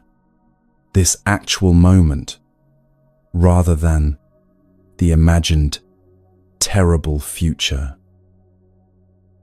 His body weakened from poor food and lack of movement. His hair grew long and matted. His clothes became rags. His skin grew pale from months without sunlight. But his mind remained clear, not untouched by difficulty, not pretending this wasn't hard, but not drowning in stories about how terrible it all was, or how unfair, or how permanent. Meanwhile, outside the prison walls, the kingdom began experiencing problems. Disputes that Kaccayana used to settle skillfully now escalated. Two farmers arguing over water rights couldn't find resolution, and the conflict spread until one farmer's son killed the other farmer in rage. A merchant disagreement that Kachayana would have resolved fairly in an afternoon led to a trade boycott that lasted months and hurt the city's economy. The king's other advisors proved themselves either incompetent, missing obvious consequences of their counsel, or corrupt, giving advice that served their own interests rather than the kingdom's good. The king started to notice the absence. Decisions he made, without Kachayana's insight, created consequences he hadn't foreseen. Problems multiplied. Tax policies he'd implemented on bad advice were making farmers abandon their land. Trade agreements he'd signed were favoring foreign merchants over his own people. He began, quietly, to doubt the accusations that had seemed so convincing 6 months ago. Then one day, palace guards caught a servant trying to sell a ceremonial vessel at the market. The very vessel that had gone missing. Under questioning, the servant confessed everything. He had stolen it. He had been helped by others in the palace who wanted Kachayana's position, who resented his influence with the king. They had fabricated the evidence, bribed the witnesses, constructed the entire frame carefully. The truth emerged completely. Kachayana had been innocent all along. The king felt something collapse in his chest. He had imprisoned an innocent man, his most trusted advisor, a man who had served him faithfully for years. He had accepted lies without investigation because he had been too busy, too trusting of the wrong people, too quick to judge. He went immediately to the prison himself, something kings rarely did. When the cell door opened and light flooded in, Kachayana looked up to see the king standing there, his face twisted with shame and regret. "I have wronged you terribly," the king said, his voice breaking. "I believed lies. I didn't question. I didn't investigate. I imprisoned an innocent man who served me faithfully for years. Please, Kachayana, forgive me." The king expected to see a broken man, someone embittered by months of unjust suffering, someone radiating rage, demanding revenge, permanently scarred by the experience. Instead, he saw the same clear-eyed presence he had always known. Kachayana's body showed the effects of imprisonment, much thinner, weaker, marked by obvious hardship, but his eyes held the same steady awareness. No resentment twisted his face. No bitterness hardened his voice when he spoke. "The conditions have changed," Kachayana said simply. "Yesterday I was imprisoned. Today I am released. That is what is happening now." The king helped him stand on unsteady legs, brought him to the palace, arranged for physicians and baths, and fresh clothing and food. As Kachayana recovered his physical strength over the following days, the king watched in amazement. This man had been imprisoned unjustly for 6 months, and yet he bore no grudge. He had lost everything, and yet remained fundamentally himself. He had suffered deeply, and yet emerged, with his clarity intact, perhaps even deepened. The king made a decision. "I want you as my chief minister," he said, "the highest position in the kingdom after my own. You will have authority over all other advisors, over the treasury, over the courts. You will live in comfort and honor greater than you had before. This is not payment for what I took from you. Nothing could pay that debt. But I need your wisdom now more than I ever have." Kachayana accepted the position with the same equanimity he had accepted imprisonment. "Yesterday I was in prison. Today I am chief minister. The conditions have changed again." Not, "Finally, justice has been served." Not, "This is what I deserved all along." Not, "See, everything worked out for the best in the end." Just, "Conditions have changed." He served as chief minister with the same integrity and wisdom he had shown before his imprisonment. He settled disputes fairly. He gave counsel that benefited the kingdom rather than his own power. But he held his new position lightly, knowing from lived experience that circumstances could shift at any moment, that what seemed solid could dissolve overnight, that security was always temporary. What his time in prison had clarified completely was this: the imprisonment wasn't inherently bad, and the promotion wasn't inherently good. They were both just changing conditions. Circumstances arising from complex causes, flowing into new circumstances, impossible to label as ultimately fortunate or unfortunate, because the story was never finished. The consequences kept unfolding. This is what you do every day with your own life. Something happens you didn't choose. A job loss, a diagnosis, a relationship ending, a plan falling apart. Immediately you label it disaster, the worst thing, and then you suffer twice. Once from the actual difficulty of the situation, and again from the story you tell about how terrible it is, how it proves your life is cursed, how you'll never recover. Something goes well, a promotion, good news, a stroke of luck.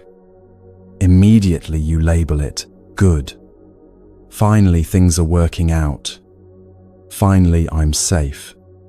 And then you suffer from clinging, from terror that this good thing will end, from building your whole sense of security on conditions that will definitely change. Kachayana's teaching is available right now. What if you met what comes without the labels? Not with indifference, not pretending difficulty isn't difficult, but without the story that this circumstance defines whether your life is fundamentally blessed or cursed. Traffic makes you late. Conditions have changed from what you planned. Can you notice frustration without the story that your whole day is ruined? That this always happens to you? That nothing ever goes right? You receive unexpected good news. Conditions have shifted pleasantly. Can you appreciate it without clinging desperately? Without believing you've finally arrived at permanent happiness that must be protected at all costs? This is equanimity. Meeting what comes, pleasant or unpleasant, wanted or unwanted, with balanced awareness. responding skillfully to circumstances, without adding the suffering of judgment about whether these circumstances prove life is for you or against you. Katyayana sat in prison and remained himself. He served as chief minister and remained himself. The circumstances changed completely. He stayed steady. This steadiness is possible for you too, whatever is happening right now in your life. Not by pretending everything is fine, but by meeting what is without the exhausting weight of labeling it as the best or worst thing ever. Just conditions, changing as they always do. But meeting changing conditions with equanimity requires something foundational, a mind that can actually stay present instead of scattering in 1,000 directions. There's a story about a young man who built this capacity through discipline, and what happened when he discovered that a focused mind changes everything.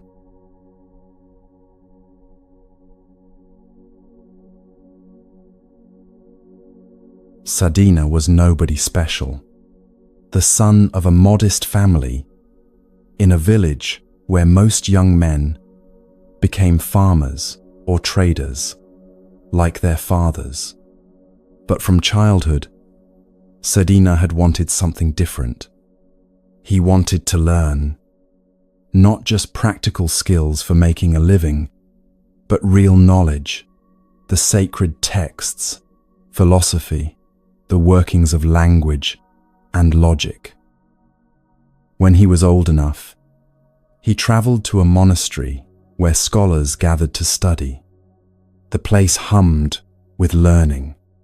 Senior monks who had memorized entire collections of teachings, visiting scholars who debated fine points of doctrine, young students from wealthy families who could afford years of study. Sadhana arrived with almost nothing. No family connections, no impressive background, and something that marked him immediately as different. He couldn't read or write well. He had learned some basics in his village, but not enough for serious scholarship. While other students could read texts fluently, Sadhana struggled with every line. While they wrote elegant summaries of their learning, his hand formed clumsy characters. The senior monks assessed him when he arrived. They saw his limitations and gave him work that matched, helping in the kitchen, sweeping halls, maintaining the grounds. He could listen to teachings when his work was done, but he wasn't expected to become a real scholar. How could he, when he lacked the basic tools? The other students noticed him, of course. They saw this village boy struggling to read texts they had mastered as children. They heard him repeating simple passages over and over, trying to commit them to memory, since reading was so difficult. Some felt pity. Others felt superiority. A few made jokes at his expense when the monks weren't listening. But Sadhana understood something the others didn't yet. He couldn't control how quickly he learned to read. He couldn't change the education he hadn't received as a child. But he could control one thing: whether his mind was scattered or focused. He created a routine and never broke it. Every morning he rose before dawn, not when he felt like it, not when the mood struck him, but every single morning at the same time. He would sit in meditation for an hour while the monastery was still dark and quiet, just sitting, watching his breath, training his attention to stay with one thing instead of jumping to the next thought, the next worry, the next distraction. Then he would do his assigned work, sweeping, cooking, whatever was needed. But he did it with full attention, not thinking about what he'd study later, not rehearsing conversations or planning his day, just sweeping, fully present to the motion of the broom, the sound of bristles on stone. After his work, he would study. The same time every day. He would choose one short text and work with it until he understood it completely, not jumping to the next thing when he got bored or frustrated, not comparing himself to students who were reading 10 times as much. Just this text, this passage, this line, until it was clear. In the evening, another hour of meditation. Same time, same place, same practice of bringing his wandering attention back to his breath, again and again, building the muscle of focus. The other students noticed this routine. Some found it amusing. "Why do you waste time sitting when you have so much to learn?" they'd ask. "You can barely read a simple text, and you spend 2 hours a day doing nothing." Others found it frustrating when they tried to engage him in social time. "Come drink tea with us, debate philosophy, enjoy the evening." But Sadhina would decline. "I have my evening practice." They thought he was being rigid, missing the joy of spontaneity, turning learning into joyless discipline. Some of the senior monks noticed too, and questioned his approach. "Scholarship requires flexibility," one told him. "You can't force learning to happen on a schedule. You need to follow inspiration. Study when the mind is ready, not impose this mechanical routine." But Sadhina continued, not because he was stubborn or defensive, simply because he could feel something changing in his mind. In the beginning, meditation was torture. He would sit down and within seconds his mind was everywhere except his breath, planning the day, remembering embarrassments, imagining futures, rehearsing conversations. The hour felt like 10 hours. But he kept sitting, kept noticing when attention wandered, kept gently bringing it back, not fighting, not forcing, just returning. Like training a puppy to stay, you don't beat it when it wanders, you just keep calling it back, patiently, consistently. After months, something shifted. The hour of meditation stopped feeling like torture. His mind still wandered, but it wandered less frantically. The returns to focus came more easily, and he began to notice the effects bleeding into the rest of his day. When he sat down to study a difficult text, he could stay with it longer before his attention scattered. When he was memorizing a passage, he could hold multiple lines in his mind instead of losing the beginning while learning the end. When senior monks were teaching and other students were fidgeting or whispering or losing the thread, Sadhina could follow the entire argument without his mind wandering.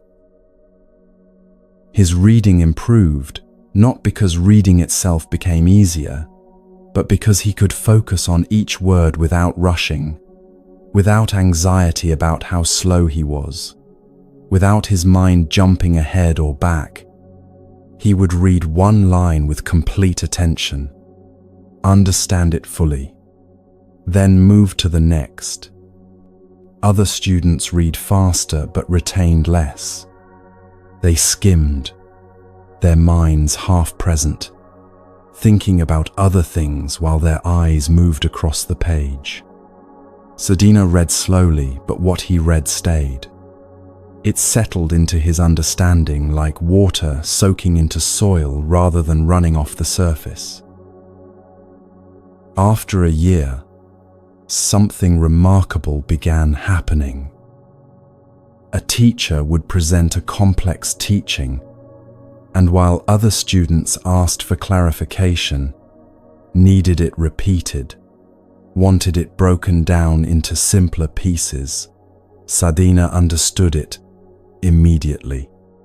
Not because he was smarter, but because his mind was there, fully present, receiving the teaching without the static of distraction. He would hear a text once and remember it, not through some trick or special technique, but because his mind wasn't scattered across 12 thoughts while trying to listen. He was simply there, receiving, and so the information landed cleanly. His understanding of complex ideas deepened rapidly, not from reading more text than others, but from reading each text with such focused attention that he could see connections, implications, nuances that scattered reading missed. The students who had mocked his rigid routine began to notice. The village boy, who couldn't read well, was now grasping teachings faster than they were. The one who wasted time meditating was now demonstrating sharper comprehension than students who spent every waking hour with texts. Some asked him how he did it. He tried to explain. The mind is like a lamp. If it's flickering constantly, moving in the wind, you can't see clearly by its light. But if you shelter it, let it burn steady, it illuminates everything. They heard the words, but most didn't understand. They thought learning was about accumulating information, reading more texts, debating more topics. Sadhana had discovered it was about attention. A focused mind could learn more from one text than a scattered mind could learn from 100. Within a few years, Sadhana's understanding surpassed most of his teachers. Not because he had memorized more texts or could recite longer passages, but because he saw clearly. His focused mind could penetrate to the heart of complex questions. He could hold multiple perspectives simultaneously and see how they related. He could distinguish subtle differences that others missed. He became known as a scholar of exceptional wisdom. People came to him with questions. Other monks sought his insight. And always, he maintained the routine that had built this capacity, rising before dawn, meditating, working with full presence, studying with complete focus, meditating again in the evening. The routine wasn't punishment. It wasn't joyless discipline imposed from outside. It was the structure that allowed his mind to develop the way a trellis allows a vine to grow upward, instead of sprawling chaotically. You live in Sadhana's world right now. Your mind scatters across a dozen things simultaneously. You're reading this while part of your mind is planning tomorrow, reviewing yesterday, wondering what you should be doing instead. You sit down to focus on work, and within 2 minutes, you're checking your phone. You try to have a conversation, and you're only half present, part of you already composing your response or thinking about something else entirely. This isn't moral failure. It's not weakness.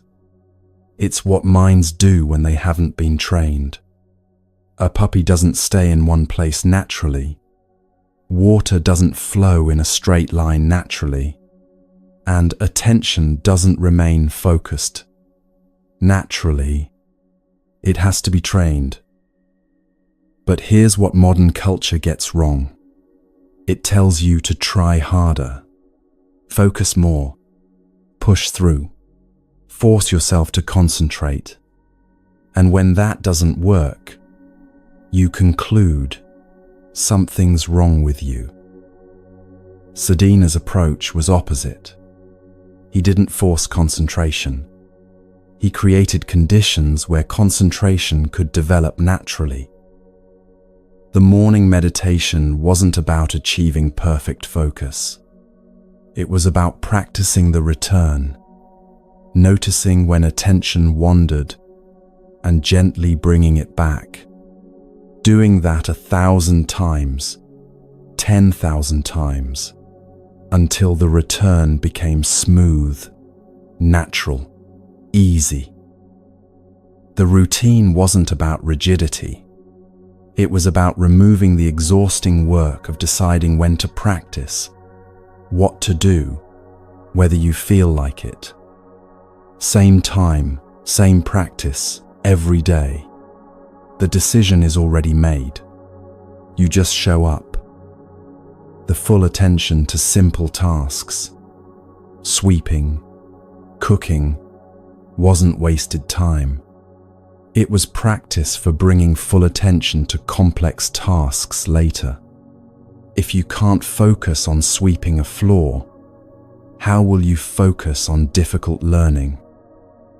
Think about what you're trying to learn or accomplish right now. Maybe you want to understand something complex.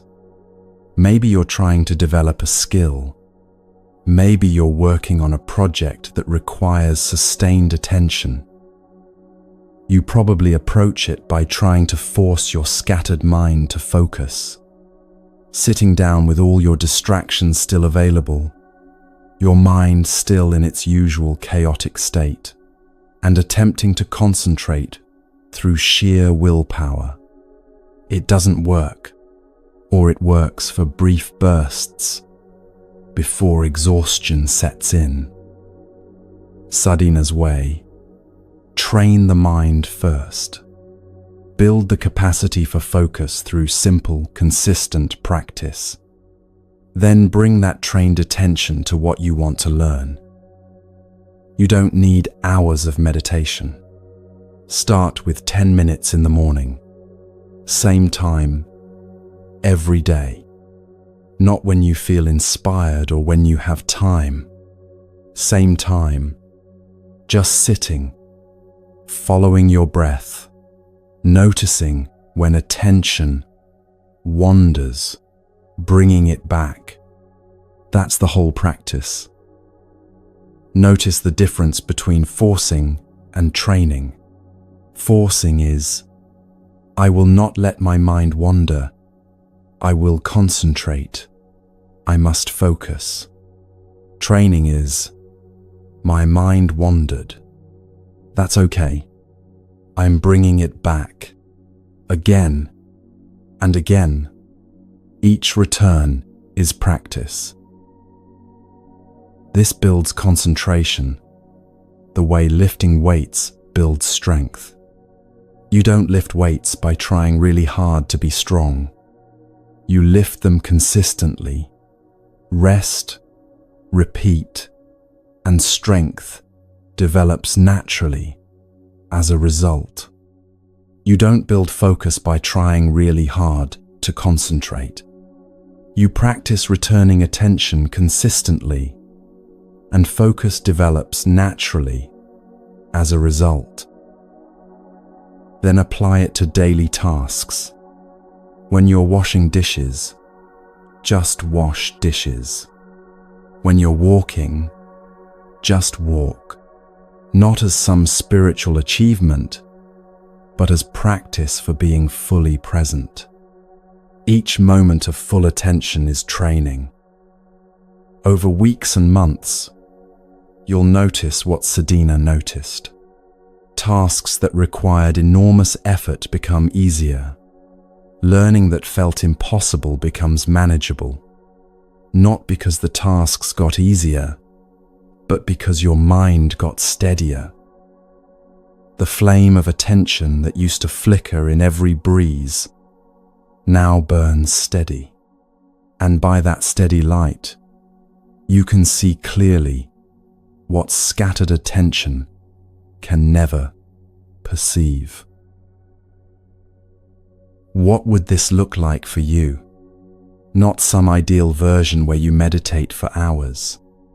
Just you, as you are, creating one small routine that trains attention.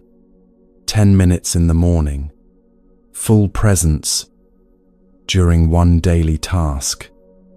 That's enough to start. The discipline isn't punishment.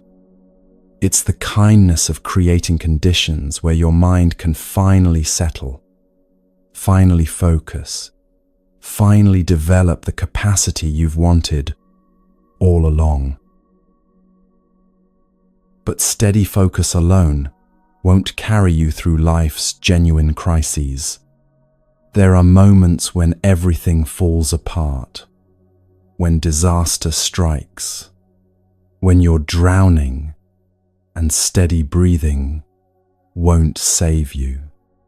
For those moments, you need a different kind of teaching, one about effort that doesn't break you, about swimming when the ship goes down.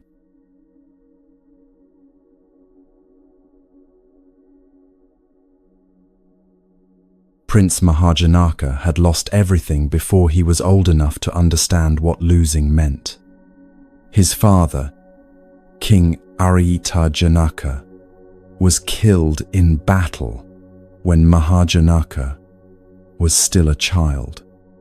His uncle seized the throne. His mother fled the palace in the middle of the night, carrying her infant son, running for their lives. They ended up in a distant city where no one knew who they were. The queen became just another woman trying to survive. She worked, saved what she could, and raised her son with one truth repeated constantly: you are the rightful king of Mithila. Never forget what was taken from you. One day, you will reclaim it. Mahajanaka grew up with this knowledge burning in him. His kingdom existed, but he couldn't reach it. His throne waited, but someone else sat on it. His birthright was real, but he had no army, no wealth, no power to claim it. When he came of age, he made a plan. He would travel to distant lands and earn wealth as a merchant. He would build resources, gather supporters, return strong enough to challenge his uncle, and take back what belonged to him. It was a long path, but it was the only path he could see. His mother gave him what little money she had saved over years. He used it to buy a share in a merchant ship traveling to trade in foreign ports. The ship was large and well made, captained by an experienced sailor. Other merchants were aboard with their goods. The voyage would take months, but if successful, his investment would multiply many times over. The first weeks at sea were uneventful. Good winds, calm waters, the crew working efficiently. Mahajanaka spent his time on deck, watching the endless ocean, imagining the future where he returned to Mithila, not as a refugee's son, but as a wealthy man, capable of reclaiming his throne. Then one morning, the sky changed. The captain noticed it first, the particular color of clouds on the horizon, the way the wind shifted. He began shouting orders. Crew scrambled to secure cargo, to adjust sails. Passengers were told to go below deck and hold on to something fixed. The storm hit like a wall of rage. Waves taller than buildings smashed into the ship. Rain so thick you couldn't see your hand in front of your face. Wind that screamed and tore at everything. The ship rose on massive swells and crashed down into troughs. Timbers groaning, water pouring through gaps in the hull. Mahajanaka clung to a beam below deck as the world became chaos. Other passengers were screaming, praying, weeping. The cargo broke loose and slammed around the hold. Water was rising. He could hear the captain shouting above, but couldn't make out words over the storm's roar. Then came the sound he would never forget, a massive crack as the ship's spine broke. The vessel was splitting apart. Water flooded in faster. People were clawing toward the stairs, pushing, desperate to get above deck. Mahajanaka fought his way up through the surge. On deck, complete disaster. The ship was breaking into pieces. Crew members were being swept overboard.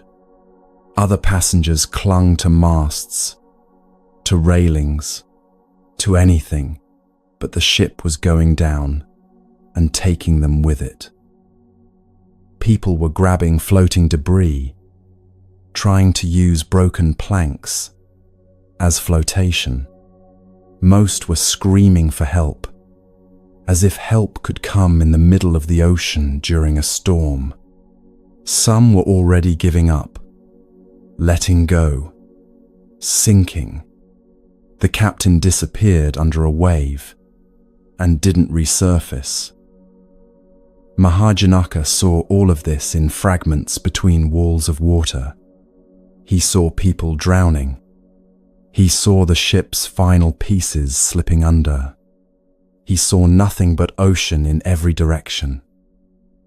And in that moment of complete disaster, something became absolutely clear. No one was coming to save him. No rescue ship. No friendly shore. No miracle. If he was going to survive, it would be because he didn't stop trying. He started swimming. Not toward anything. There was nothing to swim toward. Just swimming to not drown. The storm was still raging. Waves lifted him and threw him down. Rain battered his head. He swallowed water, coughed it out, kept moving his arms and legs. He could hear other survivors around him at first, their cries for help, their desperate prayers. But one by one, the voices stopped. People grabbed onto floating debris and clung there, using all their energy to hold on, until exhaustion made them let go and sink. Or they panicked, thrashing wildly until they exhausted themselves and went under. Or they simply gave up, deciding drowning was better than this endless struggle. Mahajanaka kept swimming, not because he had hope, not because he could see land, but because stopping meant dying, and something in him refused to choose death. Eventually the storm passed. The sky cleared. The ocean calmed to rolling swells. And Mahajanaka was alone. Completely alone in the middle of the ocean. No ship, No other survivors visible. No land in any direction. Just endless water and endless sky. He kept swimming. His body wanted to quit. Every muscle screamed. His arms felt like dead weight he was forcing to move. His legs cramped. The salt water had rubbed his skin raw. His lips were cracked and bleeding. His throat burned with thirst despite being surrounded by water. But he had learned something in those first moments of the shipwreck. Effort was his only refuge. Not hope of rescue. Not prayer for miracles. Not wishful thinking that the situation would magically improve. Just the decision to keep swimming as long as breath remained. He swam through the day. The sun burned his face and neck. He swam through the night. Darkness complete except for stars. He swam through the next day. Exhaustion becoming a state of being rather than a feeling. His mind began playing tricks. He saw ships on the horizon that weren't there. He saw islands that were just clouds. He heard voices calling his name from empty water, but he didn't stop moving. The effort was steady, not frantic. He wasn't thrashing wildly, burning energy in panic. He was swimming the way you'd walk a long distance, measured, sustainable, one stroke after another. He worked with the water instead of fighting it. When a swell lifted him, he rode it. When it dropped him, he adjusted and kept the rhythm going. This was effort without the story about the effort. He wasn't thinking, I'm so strong. I'm going to survive this. I'm special. He wasn't thinking, this is impossible. I'm going to die. Why bother? He was just swimming, present with each stroke, each breath, the actual physical reality of moving through water. On the 7th day, or maybe the 8th, he had lost count. Something changed. The water around him began to glow faintly. He thought it was another hallucination at first, but then a figure emerged from beneath the surface. A woman, but not quite human, too radiant, too otherworldly. She was Manamekala, guardian of the ocean. She had been watching him. She had seen the ship go down and all the passengers perish. She had seen Mahajanaka alone in the vast ocean, swimming day and night without ceasing. His effort, his refusal to surrender, had moved her. "Why do you keep swimming?" she asked. "There is no land for hundreds of miles. You cannot possibly survive. Why not let go, rest, accept what's coming?" Mahajanaka, barely able to speak through cracked lips, answered, "Effort is the only refuge I have. I cannot control the ocean. I cannot make land appear, but I can choose to keep trying, as long as breath remains.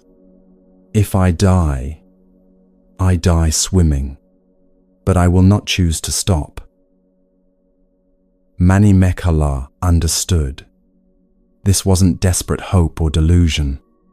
This was pure effort, the human capacity to continue striving even when outcome is uncertain, to choose action over despair. She lifted him from the water gently. She carried him through the air across the vast ocean, across mountains and forests, until they reached the kingdom of Mithila. She set him down on dry land near the city. Mahajanaka collapsed on the ground, his body finally able to stop. He had survived, not through luck, not through being special, but through refusing to stop trying, even when trying seemed pointless. Over the following weeks, as his body recovered, the story of his survival spread. The prince, who had been lost years ago, had returned. The people remembered his father. They were tired of his uncle's corrupt rule. Support gathered. His uncle, facing a rebellion he couldn't suppress, fled rather than fight. Mahajanaka reclaimed his throne without bloodshed. The kingdom he had lost as an infant was his again. Everything he had worked toward, everything his mother had promised, had come to pass. He ruled well. He was fair, wise, remembered his years of hardship, and didn't become the kind of king who forgets what suffering feels like. The kingdom prospered. He married. He had everything a man could want by worldly measure. But something had changed in those days in the ocean. He had learned what effort truly was, not striving for gain, not working toward reward, but the pure practice of continuing, regardless of outcome. He had learned that all external circumstances are uncertain, that ships sink, that kingdoms fall, that nothing you build is permanent. And he had tasted something in that swimming, in that pure effort, without guarantee, that felt more real than his throne. Years later, at the height of his power and success, Mahajanaka made a decision that shocked his court. He renounced the throne. He gave up his kingdom, his wealth, his power. He became a wandering seeker, applying the same steady effort he had used to swim through the ocean to the practice of meditation and insight. Because he understood now, the effort that had saved his life in the ocean was the same effort needed for liberation from suffering itself. Steady, persistent, not dependent on quick results or guaranteed outcomes. Swimming not toward a visible shore, but because swimming is what you do when you're in the ocean. Practicing not to achieve enlightenment by next Tuesday, but because practice is the only refuge you have. He practiced until he attained deep insight, and what he found at the end of that path made ruling a kingdom look like playing with toys. This teaching lives in your life right now. You're facing something difficult, maybe not a shipwreck, but your own version of drowning, a situation that feels impossible, a problem with no visible solution, a struggle that's gone on so long you're not sure you can continue, and you're exhausted from trying to control outcomes. You keep asking, when will this get better? How much longer do I have to do this? Where's the rescue? Where's the guarantee that my effort will pay off? Mahajanaka's teaching is this: effort itself is the refuge, not the outcome of effort, not the reward you hope for, just the steady continuation of skillful action, regardless of whether rescue appears. You keep showing up to the difficult job while looking for a better one. You keep practicing when progress is invisible. You keep caring for the sick person, even though recovery isn't guaranteed. You keep working on the problem, even though the solution hasn't appeared. Not because you're sure it will work out, not because you have hope that keeps you going, but because effort is what you can control when you can't control anything else.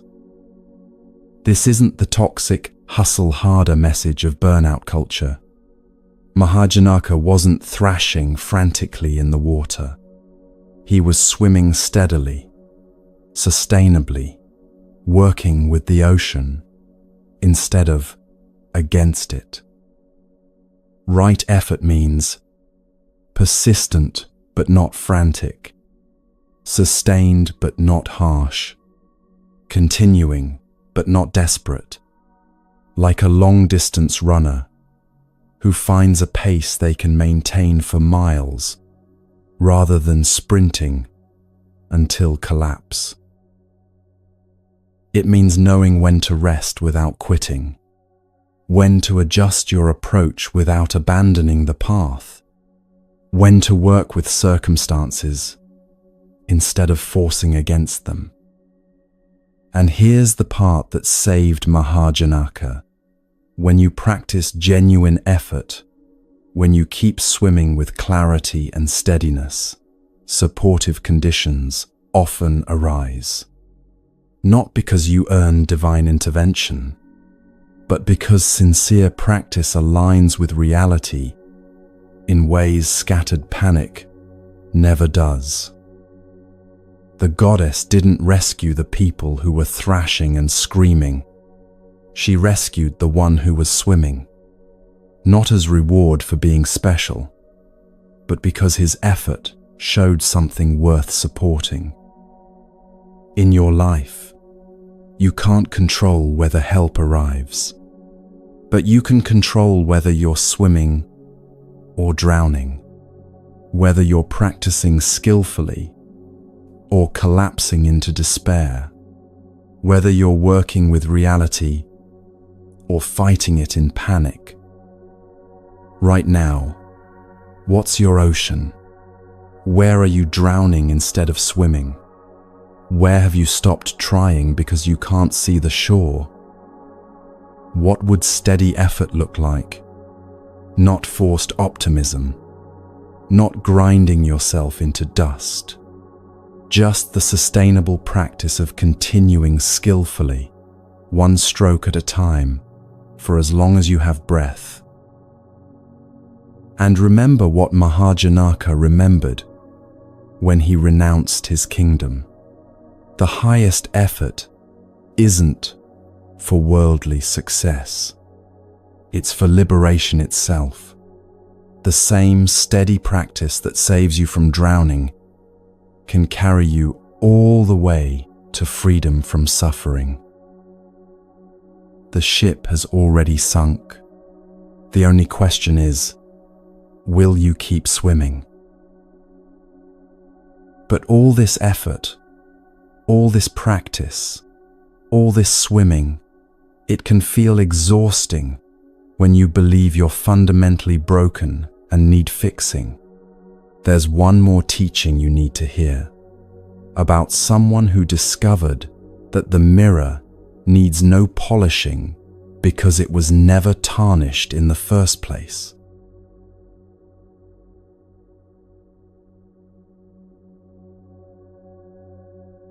Huineng was nobody. A poor woodcutter from the far south of China, barely literate, earning just enough by selling firewood to keep his widowed mother and himself alive. His days were simple and hard. Cut wood in the forest, bundle it, carry it to town, sell it, use the small coins to buy rice. Repeat. This was his life. This was all his life was expected to be. One day, delivering firewood to a customer's house, he heard something that stopped him. Someone inside was reciting a text. The words floated out through the open window. One should produce a mind that does not abide anywhere. Huineng didn't understand the words intellectually. He couldn't have explained what a mind that does not abide anywhere meant. But something in those words landed in him like a seed in prepared soil. He felt his chest crack open. He felt something he had never felt before, recognition of a truth he somehow already knew, but had never heard spoken.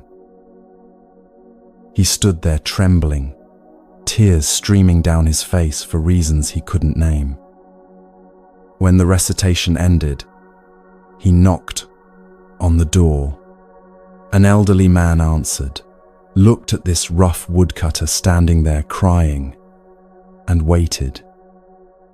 "What were you reading?" Huineng asked. "The Diamond Sutra," the man said. "Do you know it?" "No," Huineng said. "I can't read well. But those words, I need to hear more. Where can I learn this teaching?" The man studied him. Something in this woodcutter's response to a text he couldn't even read suggested depth the man rarely saw. "There's a monastery far north," he said. "The fifth patriarch Hongren teaches there. If you're serious, go find him." Huineng made arrangements for his mother's care and traveled north for weeks. A poor southern woodcutter, arriving at a famous monastery where scholars from across China came to study. He had no education, no connections, no money to offer, just the strange certainty that he needed to be there. When he was brought before the fifth patriarch, Hongren looked at this rough man and asked, "Where are you from, and what do you seek?" "I'm from the south," Huineng answered. "I come seeking to become a Buddha." Some of the monks nearby laughed quietly. This illiterate woodcutter seeking Buddhahood. Hongren's expression didn't change. "You're from the south," he said. "Southerners have no Buddha, nature." It was a test. Huineng responded immediately, "People may be from north or south, but Buddha, nature, has no north or south." Hongren saw it then. This man understood something directly. Not from books, not from study, but from immediate seeing. Dangerous to show this in front of other monks who had spent years accumulating knowledge. Dangerous for Huineng and dangerous for the teaching. "You seem to have some cleverness," Hongren said dismissively, "but you're uneducated. We can't have you as a formal student. There's work in the mill grinding rice. You can do that." So Huineng was assigned to the rice mill. Manual labor, the lowest work in the monastery. Day after day, he operated the heavy mill that pounded rice to remove the husks. His body was strong from years of cutting wood, so he could work the mill efficiently. But he was light, and the mill's lever would sometimes lift him off the ground, so he tied rocks around his waist for extra weight. Months passed this way. The educated monks studied texts, debated philosophy, practiced meditation in proper halls. Huineng pounded rice. He didn't complain. He didn't ask for different work. He pounded rice with the same attention he had once cut wood. Present, steady, complete. Then one day, Hongren made an announcement. He was growing old. He needed to choose a successor, someone to become the sixth patriarch and carry the teaching forward. Write a verse, he told the monks. Express your understanding of the mind. Whoever demonstrates true insight will receive the robe and bowl. The robe and bowl were symbols of transmission, passed from patriarch to patriarch. Receiving them meant inheriting the lineage. Every monk in the monastery understood what was at stake. But no one wrote a verse. They all assumed Shengxiu would be chosen. Shengxiu was the head monk, the most learned, the most respected. He had studied for decades. He could recite countless sutras from memory. He led meditation sessions. Everyone deferred to his understanding. Surely Hongren was just going through formality before naming him. Shengxiu himself felt the pressure. He spent days composing his verse, refining it, making sure it expressed the teaching correctly. Finally, late one night when no one would see him, he wrote on the wall of the monastery corridor, "The body is the Bodhi tree. The mind is like a bright mirror standing. Polish it diligently time and again. Do not let it gather dust."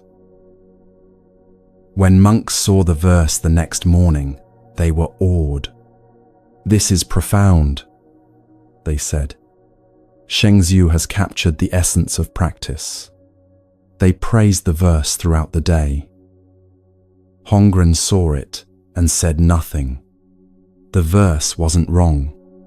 It expressed the gradual path accurately. Continuous cultivation, cleaning the mind of defilements, persistent practice over time. This was valid teaching, but it wasn't complete insight. Huineng, working in the rice mill, heard monks reciting the verse. He couldn't read it himself, so he asked someone to recite it for him. When he heard the words, he understood immediately what they expressed and what they missed. He asked a monk who could write to come to the wall that evening. "I'd like to add a verse," he said. The monk was surprised. This illiterate rice pounder wanted to compose a verse, but agreed. Huineng spoke, and the monk wrote on the wall, beside Shengxiu's verse. "Bodhi originally has no tree. The bright mirror has no stand. Fundamentally, there is not a single thing. Where could dust collect?" The next morning, the monastery was in uproar. Some monks laughed. The rice pounder wrote nonsense trying to imitate Shengxiu. Others were disturbed. This contradicts everything we've been taught.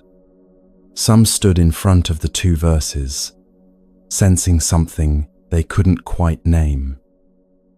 When Hongren saw the verses together, he knew everything had changed.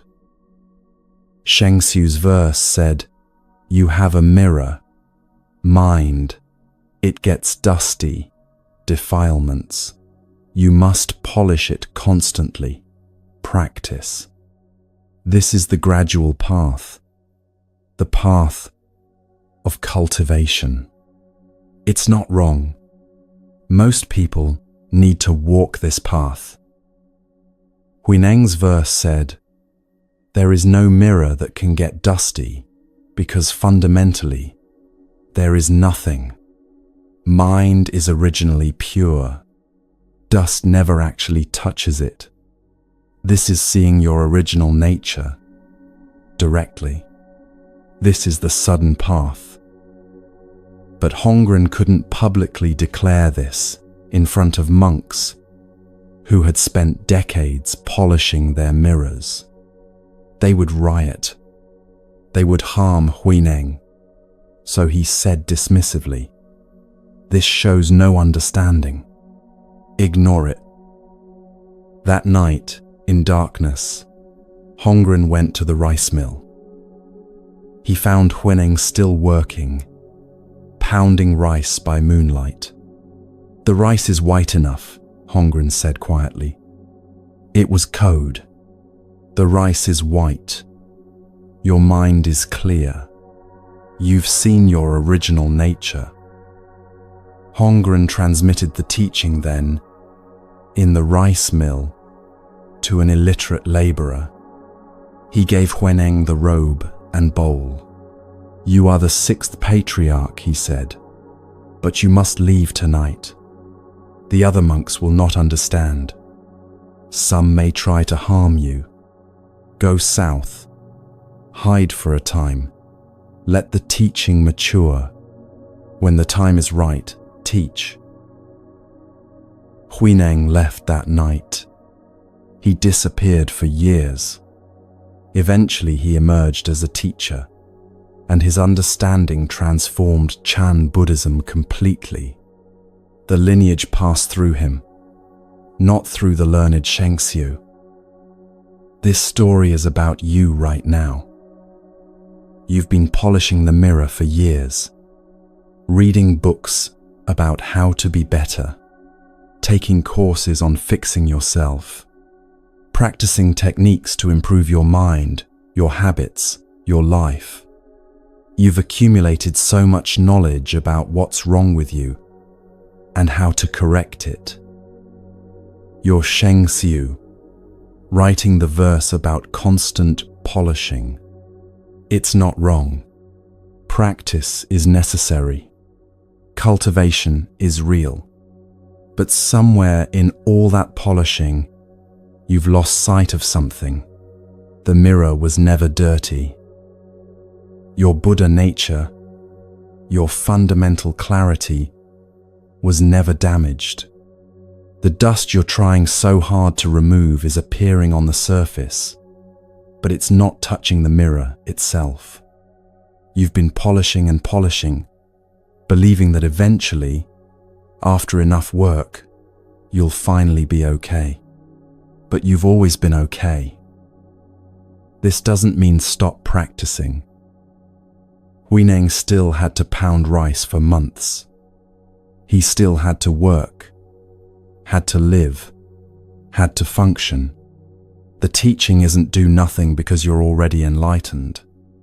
The teaching is practice from the understanding that you're fundamentally whole, not from the belief that you're fundamentally broken. Shengxiu's approach: I'm defiled, and I need to clean myself through constant effort. This creates exhaustion, endless striving, the feeling of never being good enough. Huineng's approach: dust appears, but doesn't stick to what I fundamentally am. I practice to see this clearly, not to become something I'm not. This creates freedom, sustainable effort, peace with yourself as you are. Your anxious thoughts, they're dust appearing on the mirror. They're not evidence that your mind is broken. Your difficulty with people, dust. Your struggles, dust. The dust is real. It causes problems, but it's not your fundamental nature. When you understand this, practice changes. You still work with anxious thoughts using the teachings from earlier, watching the restless mind, not accepting poison, setting boundaries, but you do it from a different place. Not, I need to fix myself because I'm damaged, but I'm clearing away what obscures my original clarity. The difference feels subtle, but it changes everything. When you believe you're broken, every failure confirms it. See, I'm still anxious after all this practice. I'm hopeless. When you understand your original nature, failure is just dust, temporarily visible. Anxiety appeared. That's what happens. It doesn't define what I am. This is what exhausts people about endless self-improvement, believing you'll finally be okay after enough work. But there's always more dust, always more to fix, always evidence you're still not good enough. Huineng's teaching frees you from that trap. You're already okay. Practice helps you see it clearly. But the okayness isn't created by practice. It's revealed by it. Some people hear this and misunderstand. They think it means, I can just believe I'm enlightened and stop working on myself. No. Huineng pounded rice for months. He lived humbly for years after receiving transmission. Seeing your original nature doesn't exempt you from life. It changes your relationship to life. You still feel anxiety, but you're not identified with it. You still set boundaries, but not from the belief that you need to defend a fundamentally fragile self. You still practice, but not to become worthy, to express what you already are. Think about how you've been approaching everything you've heard tonight. Have you been listening as someone broken who needs fixing? Someone who needs to learn these teachings so you can finally become okay. Someone accumulating more knowledge about how to polish your mirror? Or can you hear it differently? These teachings clear away what obscures your original clarity. They don't create something new. They reveal what's been here all along. The restless mind teaching, not to fix your broken mind, but to see the space that contains the restlessness. The boundary teaching, not because you're weak and need protection, but because you're clear enough to know what serves and what doesn't. The equanimity teaching, not to achieve some special state, but to see that your fundamental nature isn't touched by changing circumstances. Both verses are true. You need Shengxiu's patient cultivation. You need Huineng's direct seeing. Most people need to polish the mirror for a long time before they can see it clearly enough to realize it was never dirty. But holding both truths changes the quality of practice. You practice knowing that dust will appear. That's what dust does. You work with it skillfully, not from desperation. You trust the process because you're not trying to become something you're not. You're uncovering what you've always been. Right now, as you hear these words, what if nothing is wrong with you? What if the anxiety, the struggle, the difficulty, what if these are just dust appearing on a mirror that remains fundamentally clear? What if you don't need to achieve some future state of okayness because you're already okay at a level deeper than your current struggles? This isn't denying your pain. The dust is real. The suffering is real. But you're not the dust. You're the clear mirror that dust appears on. Huineng, the illiterate rice pounder, saw this directly, not because he was special, but because he wasn't carrying the weight of believing he needed to become something other than what he was. The scholars were so busy accumulating knowledge about enlightenment that they missed the direct seeing. The rice pounder, with nothing to prove and nothing to achieve, saw clearly. You've been carrying the weight of self-improvement for so long. All the teachings tonight, all the practices, they're meant to lighten that weight, not add to it. The mirror needs no polishing. It only needs to be seen. And in seeing it, everything you've learned tonight comes together, not as fix for what's broken, but as recognition of what's always been whole.